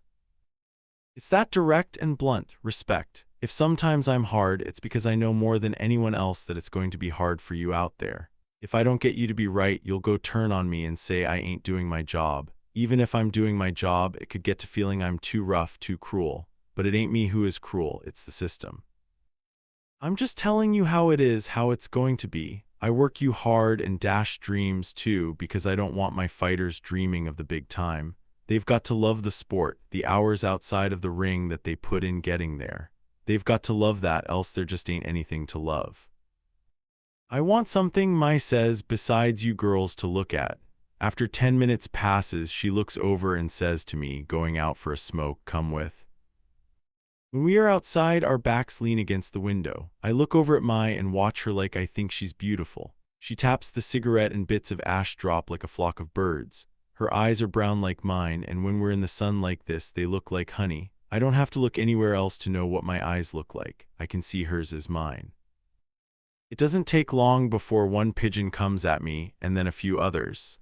The pigeons think I've got feed, a crumb of something to throw down at them. I don't want them anywhere near the entrance. Get enough around and there's a crowd, and then you've got their shit all over the place. Annie's shift is over, I say. She showed up today when we needed her, and in 10 minutes, Mai says. Last week wasn't her fault. The client had a blister. What's so hard about spotting the blister before working on him, though? Now I've got to watch that door all day and worry if I should be locking it, turning to it each time there's some noise, even when there's nothing but a change in shadow. I don't usually let a girl go. It's a really difficult job. The things you have to know and how we work. Once you're in, and usually we do what we can to keep you in. Nothing, though, can prepare you for the real thing, the real face, the real toes and hands. Every one of them is different. Our job is to make them look the same. Some need more work than others, and then it's just about maintaining after that. This job isn't just the job, it's looking after each other too. Sometimes watching someone not use common sense puts the rest of us at risk. I might cut back her hours later in the week. She's not ready to work on the weekends or during rush hour. Her time is best used in the morning. There's less people and it's a lot easier to work then. That's what I'll do. I won't get rid of her. Give her a chance. Let her work her way back. And anyway, I have to remember about Knock. Yeah, it's because Annie works those shifts that Knock even has a chance to come back to something. Not surprised with a name like that. Seems destined. Knock means bird in our language. Mai says she got close to you, huh? Probably them kids too. It's not like her. Happens. People, they disappear on you. Don't give it more thought. We'll hire a new one. I don't say anything and she can hear what I mean without saying it. You knew her for like, what, a couple of months? That don't make knowing her. I kick at the pigeons. I'm careful not to touch any of them, just enough for them to feel the air I'm kicking. And before I touch, I pull back. It's just like working on a punching bag. You don't go with full force to make the land you just touch. You ruin your shoulder that way, going full force. You have to save all that for the ring. I can tell the pigeons apart. There are 3 here. That one has a pattern of marble stone across its middle, and that one has a deep purple near its neck, almost like a jewel. And that one there has a soft gray that turns dark near its tail. I have a feeling and look up. 18. The first thing I notice is a circle of black fabric slipping by me. She doesn't notice me there, but I've stepped out of the way so she doesn't have to. I take whoever comes. I follow her in and Mai joins me. I hear the walk-in greet everyone, the front desk, the empty chair, and me. She's so loud, Mai says. I know, I say dryly. I look at the walk-in's small mouth. Surprised sounds so loud can come out of there. Thing is, she has no idea. Must be related to Miss All Caps, I say decisively. Sis All Caps. Aha, good one, Mai approves, repeating Sis All Caps. Noi has caught on to our name for the walk-in and takes it up like it has always been the woman's name. She says Sis All Caps wants to get her nails done. I remind Noi what she is supposed to say. Pick a color, twice. Suddenly, I notice something in Sis All Caps' hand. She shows us the bottle, holding it at the top, and wiggles it around like stirring something in a big pot. I look at the color she has chosen, a dull gray. I keep my voice steady and arrange the tone to sound industrious and boring, like I'm just asking for one of my tools, and say she wants her nails to look dead. Annie appears all packed up and on her way out, and when she gets to the door, turns to all of us and says, "Not my problem anymore," shifts over, "I'm out," and brings a flattened hand up to her temple for a salute. Noi thanks Annie for her help and comes back to me, says, "Should we suggest another color to her?" Mai looks at me and switches the bottle of moisturizer at my station to a fuller one. "Why," she says with a smirk, looks like she knows what she wants. I look at the new bottle and I am happy. I imagine this is what a car might feel like when it's run empty on gas and it's been filled. The woman plops herself into a chair and gets right to it like she's known us for years. The bubbles haven't even formed in the water yet and she's already started. She tells us about a man. He's married though. She thinks he wants out of it. I listen for a bit and say to the girls, I don't know why people get hopeful about marrieds. I mean, they're married. Why get involved? It's the rescue thing, my volunteers. We think we can rescue them. She pauses for a while and then says bored they can rescue themselves. Marrieds like to come after her. They come in here with their wives and slip her their phone numbers when they pay, or they come back a few days later looking to buy a gift certificate and slip her their numbers then. Why do you think people get married these days? I ask. And the girls all give a bunch of reasons at the same time. Too scared to go after the one they really wanted, so this one will do. Because mother approved of it and life's easier when mother agrees. Hung around long enough, he had to do something. None of us in the shop are married. Must be nice, I say. Dating when married. You get to go home to someone when you get rejected or dumped. Who would ever leave that? I glance quickly at Noi and see that she's not looking at me. She was with a married. Don't want to put her on the spot.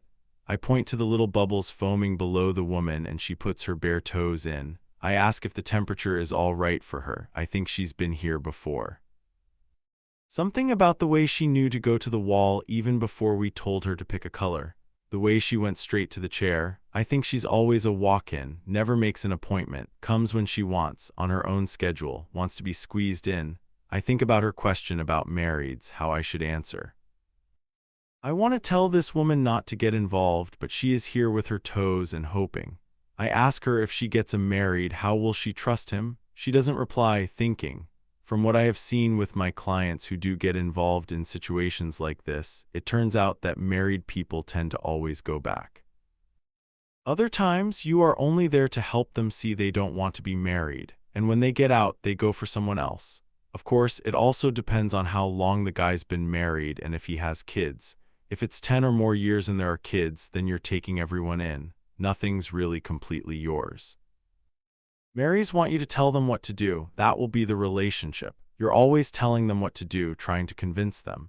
Then when they leave, if they leave you too for someone who doesn't tell them what to do. I think people who get their nails done are hopeful. They think they can do something about things. They think things can change, that they can try harder. I try to find out more. She tells me an affair can sometimes bring people closer together. An affair helps a marriage. Tell yourself that, lady, Mai says to the walk-in. She walks over to the nail polish wall and straightens some of the bottles. I mean, if they can have you on the side for a good time and not blow anything up, why not keep things as they are? I file down a small bump on her smallest left toe. It's the middle toe for her, her smallest toe. It somehow has grown different, never quite caught up in length to the others, the one left behind. I put a serum where I've filed. The walk-in says you're just there to get two stupid people to realize they love each other, maybe. She says this man puts in time and money to make himself look good, but his wife is just this lump and he's still there. Damn, Mai says quietly, if that ain't love, I don't know what is. I ask the woman if that might be true love, knowing you could be somewhere else, wanting to be somewhere else with someone else and deciding to stay. She shrugs. I lean down to pick up the color she chose from the wall. One of the girls says, leaving is true love. You free yourself. You plus the one you're with, the friends you always complain to about the same things, and you're free to feel whatever you want. I know it's Noi who says that, the sound of her voice, scared and a bit shy but certain from experience. I shake the bottle in my hand and begin to paint. Misery is probably more intimate, I think. You're miserable, but at least you know it. And the other person does, too, both of you still staying together such that no one else can have that misery. Only the two of you know it together. The walk-in interrupts my thinking. She says she's doing all this skincare stuff which costs her a fortune, all this makeup, spends so much on clothes, and all along she could just be wearing sweatpants and do nothing about those sagging bags under her eyes. I look at the area under her eyes. They don't look like bags and they don't look like there's any sag there. I can't see her pores. Her brows are clean and shaped. She says his wife is a lump and she wishes she could just be a lump too and that someone could love her for that. She uses that word again. Lump. I think for a moment about that and don't really understand what she means. Aren't we all just a bunch of lumps anyway? I nod along. She comes around again, says it never works out. All roads lead back to he and his wife being together, a one-night stand, Mai says, imagining, and he feels so guilty he goes back, embarrassed, then grateful she would take him back. They always take them back, Nuchipson. You might have a year with him at most, or a few months when he's had his fun.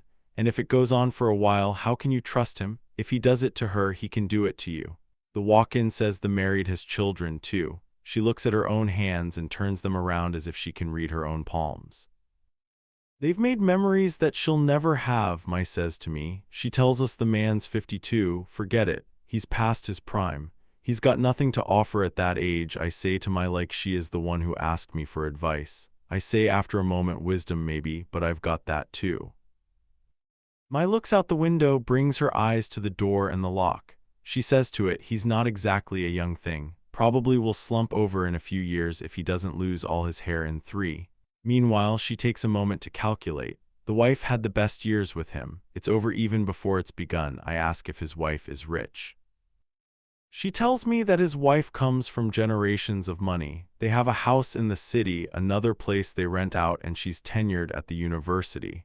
Ah, he'll never leave then. No one leaves a rich bitch. She can get anyone to stay with her money, Mai says to me. She explains, rich is better than beautiful. It's as good as forever. You can always get beautiful on the side. The walk-in asks me what Mai is saying. I tell her we think she should do what she wants. It's not a lie. I look at her face, square with a short forehead, small, pointy nose, lips like someone painted a single line in her face. There's a sadness she carries there, not very confident, always asking others for reassurance. It's why the married can work her. This walk-in's name has a word like lean in it, I think, Eileen. It makes me think of my optometrist. He puts a few drops of liquid into my eyes and they don't blink when he brings the machine up close.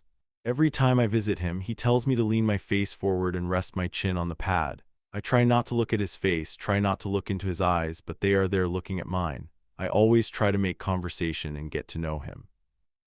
I ask about his weekend, but he keeps the talk focused on what's at hand. He tells me to read letters on the projector. The letters start off looking like dots, and I guess from their shape what they look like. When I get them wrong, he doesn't tell me. He moves in, something clicks, and everything in front of me gets clear. I want to know about him. I want him to tell me something to agree with, to see his point of view and his feelings, but he's not in my chair. I'm in his. When he tells me the exam is done, I don't know where to put my eyes, so I look at his arms, the tightness of his shirt. He's someone who spends time at the gym working on that look. It doesn't happen just sitting around on the couch. Probably likes the usual, tall, leggy blondes. Probably thinks I look like one of his sisters, our shiny black hair. It's a relief, really, not to be anything to anyone. If he leaves me, he's supposed to. He isn't mine. There weren't promises made. If he doesn't come home, I don't have to think of where he's been and with whom. If he mentions someone pretty, I don't have to ask if I am too. I can look how I want and can love that myself. Eileen, that's her name. She asks us if she should date or just be happy. We say all together that she should just be happy. She tells us he'd probably want a sex fest if he got out of it and not a relationship, being married that long. I tell her she can be part of that fest, but she says she doesn't want to share. She is a one-at-a-time kind of girl. Tell this walk-in to shove a few in there and the right one will come along, Mai says, and we break out laughing together. The woman looks at us, not knowing what we said. I take pity on her and tell her. Eileen, I think that's her name. Eileen leans back and laughs. Her laughter starts out alone, then foams and bubbles around the room to us, and we help her and add ours to it. I look at her smallest toe in my hand, and it wriggles around as if it's laughing too. I wonder if she knows it does that sometimes. I look up at her face and wonder what happened to her that she can't tell she is happy already. 19 Mai is the first to leave me. I can feel it happen before it does. I don't look at the clock and we don't say anything to each other. Everything sounds slow and faint inside the shop. There are no nail polish bottles at our stations or with the chairs against the wall. The tools look shinier. Mai wipes down the centerpiece, sweeps around it, and heads to the back for her things. When she comes back out, she notices me watching her from the window and smiles at me sadly. She pulls at the door and leaves. She didn't change into clothes for outside the shop. She is still wearing her work clothes. I look at her hair and remember suddenly that I had cut it this morning and she let me. I want to run after her, get her to come back, but it's important to let the girls go, to get some distance from this place. They aren't like me and I don't want them to be. It's better that way if you ask me. I know she lives with her mother and I begin to wonder about that woman. If they look like each other, do they get along? Or is her mother as real as my Bob, just something to give to someone so they think things about you? I wonder if Mai talks about her job here or mentions me to her mother when she gets home. What will she tell her mother about the bridal party today? What did she notice about Lizzie's toes, hands, and face that I hadn't been close enough to see? Will she mention how the pitcher asked about getting a happy ending again, or mention Roger? Will she mention what happened with Noy at lunch, what they talked about, what they ate? I want to know, then realize there are some things I don't need to know. I was there. I saw it all. There are receipts printed and filed in a drawer that backed me up. My eyes are just as good as mine. We look at and work on the same things. When I give in and become a sound in the shop, she becomes one too. I look over at Noy then and wonder if she needs to be told she can go home now. First days need to be told that. She looks busy typing something up on the computer and then writing it into the logbook, moving to sort out the receipts. I say to Noy, "You can go home now." She looks back at me and at the clock. She nods and puts the receipts back in the drawer. She goes to the back room for her things, and just before she pulls on the door to go out, she turns around and says, "Your finger," pointing her nose to it. "You don't have to tell me what happened. I have been watching her work all day and haven't noticed her take a look at it." I don't say anything because I know I don't have to tell her what happened. It doesn't matter. It happened, and that's all there is to it. Noy then says it's more interesting that way, not to know. It really doesn't interest me to tell. I just like waiting for someone to notice it. Says a lot about people and who they are. More than it does about me. I wonder now if she will come back. You never can tell with first days. I try not to get too close or have expectations about them. She did seem to get along with the girls and joined in real easy when she wanted to. She's told me she has a baby, but she didn't mention anything about it today. Mothers always want to tell you about their baby, if it sleeps, when it needs a diaper change. That young, I wonder who's been taking care of it while she was here working all day. She didn't show me a picture. Maybe the baby was her Bob, something to make up to get the job and begin right away. Most jobs take a few weeks before you can get started. I can start someone right on the spot. Who wouldn't want that if they needed the work? You never can tell with people about who they say they are and who they really are. And over time, they change, not because they lied about themselves. They just changed, that's all, and they aren't that anymore. I watch her walk the opposite way from where Mai went. Her little steps outside the shop are the same as when she's in the shop. She doesn't change how she walks out there. Mai walks different when she leaves the shop. All her ease goes away and she speeds everything up. When she enters a crowd of people, she takes their speed as her own. Doesn't hurry up to break through or hang back to avoid being pulled in. I reach out to touch the window. A faint warmth means the day will end and I have to bring everything to a close. Most people like this time of day and look forward to it. I don't. Reminds me of watching fireworks. That moment when you've been enjoying all those pops and bangs and then there's a pause in the dark and you know the show is probably almost over. I don't like to live in that pause. I fill this time out with work, and if I don't have it, I start making calls. I arrange the nail polish bottles along the wall. I take out the tools from the blue liquid and wipe them down. I take out the garbage, clean the bathroom, put out a new roll of toilet paper. I like for the toilet paper to look like it's a brand new roll and not down to its last few squares. Someone walks by and I see their feet, open toes, long yellow nails, a cracked heel. I can't reach down and help, but I want to. I want to so bad. I feel myself want it so bad it feels like a kind of panic. I forget that I can't do anything for some people. That they go on like that with their nails chipped, unaligned, uncut, cut too short, not buffed or polished, and no one asking you to do anything for them. They don't even see that something needs to be done. I want a point to shake everyone to tell them to make an appointment, please. I should go out there with some flyers. I would say here, here, and here, here, you too, you take this now, here, come see me. We'll work out a schedule, a plan. We can work together to get you back on track here. It doesn't have to be this way. Don't you know? Pick a color, pick a color. People walk around the outside world like this and without shame. I want to rip the wall of nail polish out and drag it with me everywhere I go. Set, ready to work, to help all these fools walking around. Pick a color, please pick a color. I try not to look at a face, pores probably the size of quarters, and hair everywhere growing out of every hole. Pluck, tweeze, wax, I want to do it all. Get every one of them out at the root. And the eyebrows, that carpet on everyone's face, that bush of hair, have they no decency? There must be space between the brows. Come see me, please, I can help. Heck, I will do it for free. It doesn't have to be this way. I'm telling you, it doesn't have to be this way. I look out the window again. A group. The cracked heels, oils, please, let me rub this in. It will be all right. Temperature. Is the temperature okay? Not too warm, is it? I want to seat everyone on our centerpiece, spin them round and round until it all blurs, one person at a time. We get one person at a time, can't do them all at once. I see movement by the door and my neck turns swiftly. I have an uneasy feeling about Roger coming back. That feeling doesn't leave. Any loud noise, any drop, every time the door opens, even when the phone rings. I look out the window again and walk to the door. I have my eye on the lock. I turn the lock to make sure the lock does click into place, doesn't get jammed. In an emergency, things like that happen. Locks don't turn, locks don't click into place when you need them to, just checking. I think of turning the lock back, but I am alone. I keep it closed. The lock jiggles, someone on the other side. I adjust my vision. Her face was known to me for so many years. There's no mistaking it for someone else's. She's here, Rachel, 20. I let her in. Rachel pulls at the door, and when she's opened it wide enough for herself, she comes in. I take a few steps back to give her room to take what I have made all in. I wait for her to say something, anything really, but she does not. My shop is smaller than hers and we offer the basics.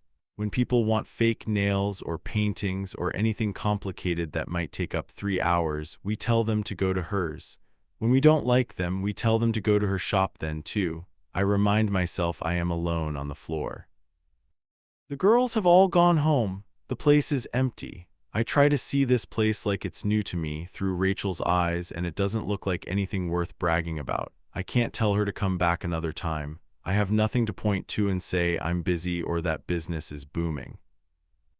I have no girls around me to point to. I don't know why she is at my shop. She's never come by before. Maybe she has caught on to us about me telling people who love her place so much that there's a fungus outbreak over there. She looks me up and down, and I let her. She surprises me and says, flatly and slowly, $10. It's our secret, me and the girls here. We offer it to clients who won't come back to us. Anyone fussy, ready to complain about our services or prices. We never lose one, like I said. I nod and say, pick a color. I think about saying it twice like I always tell the girls to, but I can tell I don't need to. She heard me the first time. She brings one to me. The color is beautiful. It is a shade somewhere between lavender, pink, and pearl. It isn't a bold color, but it's a color that gets the eye like bold colors do. Rachel chose a chair along the wall and not the centerpiece where I would have pictured her sitting.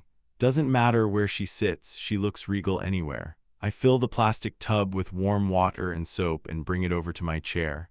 I place the tub below Rachel, who is already sitting there, and point into it. We don't say anything to each other the whole time. It's because we know each other, and maybe when you know each other like this, there's not much to say.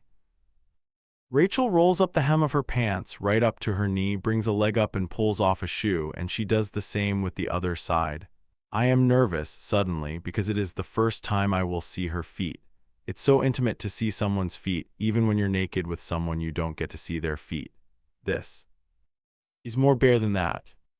I look at her toes, none of the smaller ones are longer or bigger than the big one, and I look at her hands too. She has a nice nail bed. They look great to begin with. It won't matter if you shape them square or oval. Not a lot of people have that. She's someone who knows what she has got and she doesn't need to be told.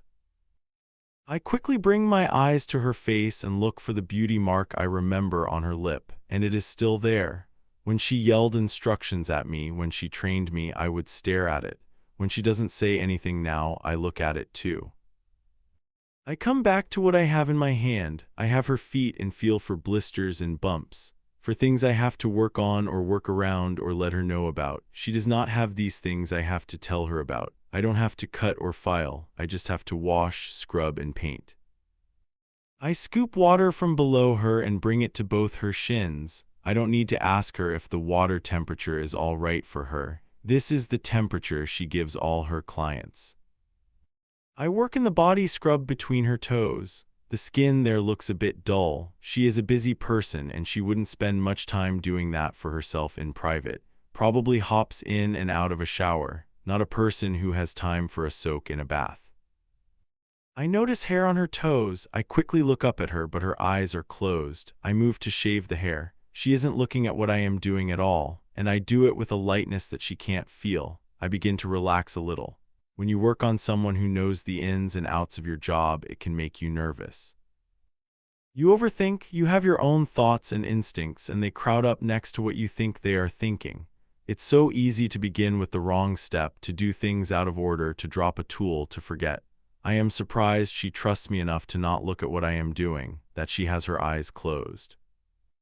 Hadn't noticed it before, but her feet are really tiny. When I hold both of them in my hands, her heels rest at the tips of my fingers and her toes don't go all that far past my wrists. I place them gently in front of me and wipe off the wet. I moisturize, spending time around her ankles. When I worked for her, she always complained about how they hurt her. Even though she says nothing to me now, I can imagine her voice saying, "I wish a motherfucker would," if I made a move to ask her if she wanted a foot massage. I am already pulling out stress from the joints. Since we aren't talking, my ear wanders and finds sounds. Her gentle breathing, the hum of the air conditioner, the computer's grunt. Further on out, I hear the wheels of cars on the pavement. Their speed, a streetcar. I see a flash of red on our walls from an ambulance that doesn't have its siren on. I can hear my own heart beat loud in my chest. It feels like there is a ping-pong ball in there. There is a birthmark the size and shape of a nipple near her ankle, and I see a small scar just below her knee. Did she fall off a bike when she was younger? Maybe when she was learning to ride it without its training wheels? Or was it something someone did to her? A fight with her brother, maybe? I want her to tell me about the scar, but she isn't open like that the way clients can be.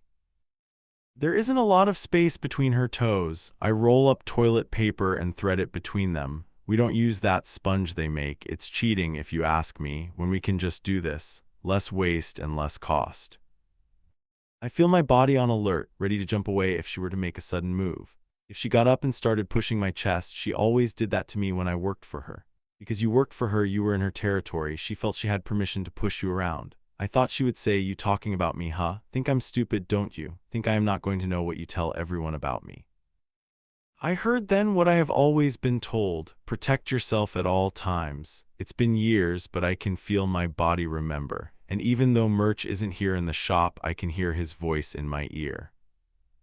Don't just tag her, whip your jabs, push from your leg up. Your leg is behind the power in the punch. No one remembers a tag, pulverize her. It didn't matter who was in the ring, I just looked at the center where the collarbones came to meet. That little curve there kept my eye there. Can't let her see you plan or think. Don't think, move, shuffle, breathe slow, elbows up. I eye that spot on Rachel's neck. My body is always ready for a fight, even when there isn't one. I don't talk about it, but I remember every fight I had in the ring, all of them, detail by detail. I landed everything easy. I waited to see the dot of red underneath their nostrils, and I puff up. Merch was always there, a look away, steps away. Hey. Voice called at me, "You gonna be gentle up there? We expect that from girls." It was Tony, the other coach. Murch didn't laugh. Get the fuck out, Tony. Don't be talking to my girl and messing her up. She's better than those dildos you've got, you'll see. Murch rushed to the door and shoved Tony's face out, and the rest of Tony's body fumbled and followed. One shove, two, I could see Murch's back. Tony stepped away from Murch's shadow so I could see him clear. He lifted his flat breasts, pointed to me, and said, "I'm here to see you in a bag. It's gonna happen someday, and I'm here to see it." Aha! Murch took him by the collar and pinned him to a wall like a little insect. His arms and legs struggled and fluttered about. He couldn't get away. His center stilled. Murch was yelling, "Keep your eyes here." He used 2 fingers to point with a slight bend, almost a claw. What he was pointing to was a spot below the neck, the center, right under the chin there. You see everything when you look here. You see his feet, how he's moving, where he's going to come from. Look here always, always. It was a good thing I am alone and Annie isn't here. The girl's still scared of her. Rachel might have gone up and cornered her here in the shop and said something like, "Couldn't get out, huh? Could have done the same shit at my place, but no. I fired your ass, didn't I?" I move up to Rachel's hands. They are flexible and can bend quite far back, especially her thumbs, almost at a 90-degree angle. She is left-handed, too. There's a scar on the finger she uses to point with the right. To cut yourself there, you'd have to be holding the thing with your left. It should have received 1 or 2 stitches, but she's stubborn, the type of person who grins and bears it. We are alike that way, more alike than either of us want to be. Even though Rachel hasn't said more than a few words to me since she came in here, I know the sound of her voice, brisk and brutal and quick. If she were a boxer, she's someone who would take you out in the first round. Why bother going through the other rounds would be something she would say. The skin on her inner wrist is really soft and pretty. I don't know why I would describe it like it's a face and say it's pretty, but when you look at her wrist, it gives you the same feeling you would have if you were looking at a face. Something in your eye decides something about it. When you touch her wrist, you want to be gentle to it, and you don't know why. I have never seen her nails done up like this. I want to ask her why she's here, what all this is being done for. Her life is the shop and her brother. This is the first time I've ever got a look at her outside the shop. She looks different to me, but I don't know what it is. We wait for her nails to dry. There is no pressure to talk or to say anything or to start something up or to pretend to be interested. I don't have to draw her out. It is nice to be with someone who is so self-contained they don't need or want anything from you. Her eyes open and she blinks a few times. She moves her eyes past me and stares across the street at the park. People can have their eyes open and be looking at something, but that doesn't mean they are looking at it. Her mind is wandering somewhere the way my ear does in the shop and for the world outside. I wonder who she is thinking of, what voices she hears, and are they kind to her. I don't tell her that we're done, she knows this, and she walks over with me to the desk and she slips me a $10 bill. She knows cash won't leave a paper trail, that I don't have to enter it anywhere or keep a record. There won't be a receipt for this. She could say it never happened, that she's never been here at all. I reach for the cash and I'm embarrassed at the way I do that. I seem desperate and hungry, sweaty and wet. And then something strange happens. As I pull back my arm, she reaches out and slides her hand gently along and then touches my finger, the missing one. Presses over the space that is there. She moves to hold what is left of my finger, a little round bump with a gentleness I didn't think she was ever capable of, and gives me a kind smile. Then she walks out on me. I don't know why, but I lock the door then and I decide not to let anyone in. I go and stand by the window and look out at everything. I feel myself smile and a warmth unfolds inside me. It is like a tight coil has come undone somewhere and I know it's safe to turn it loose. I reach for my finger for where I have been touched by her. There is so much light now, maybe too much, and I wait for the dark to come into me.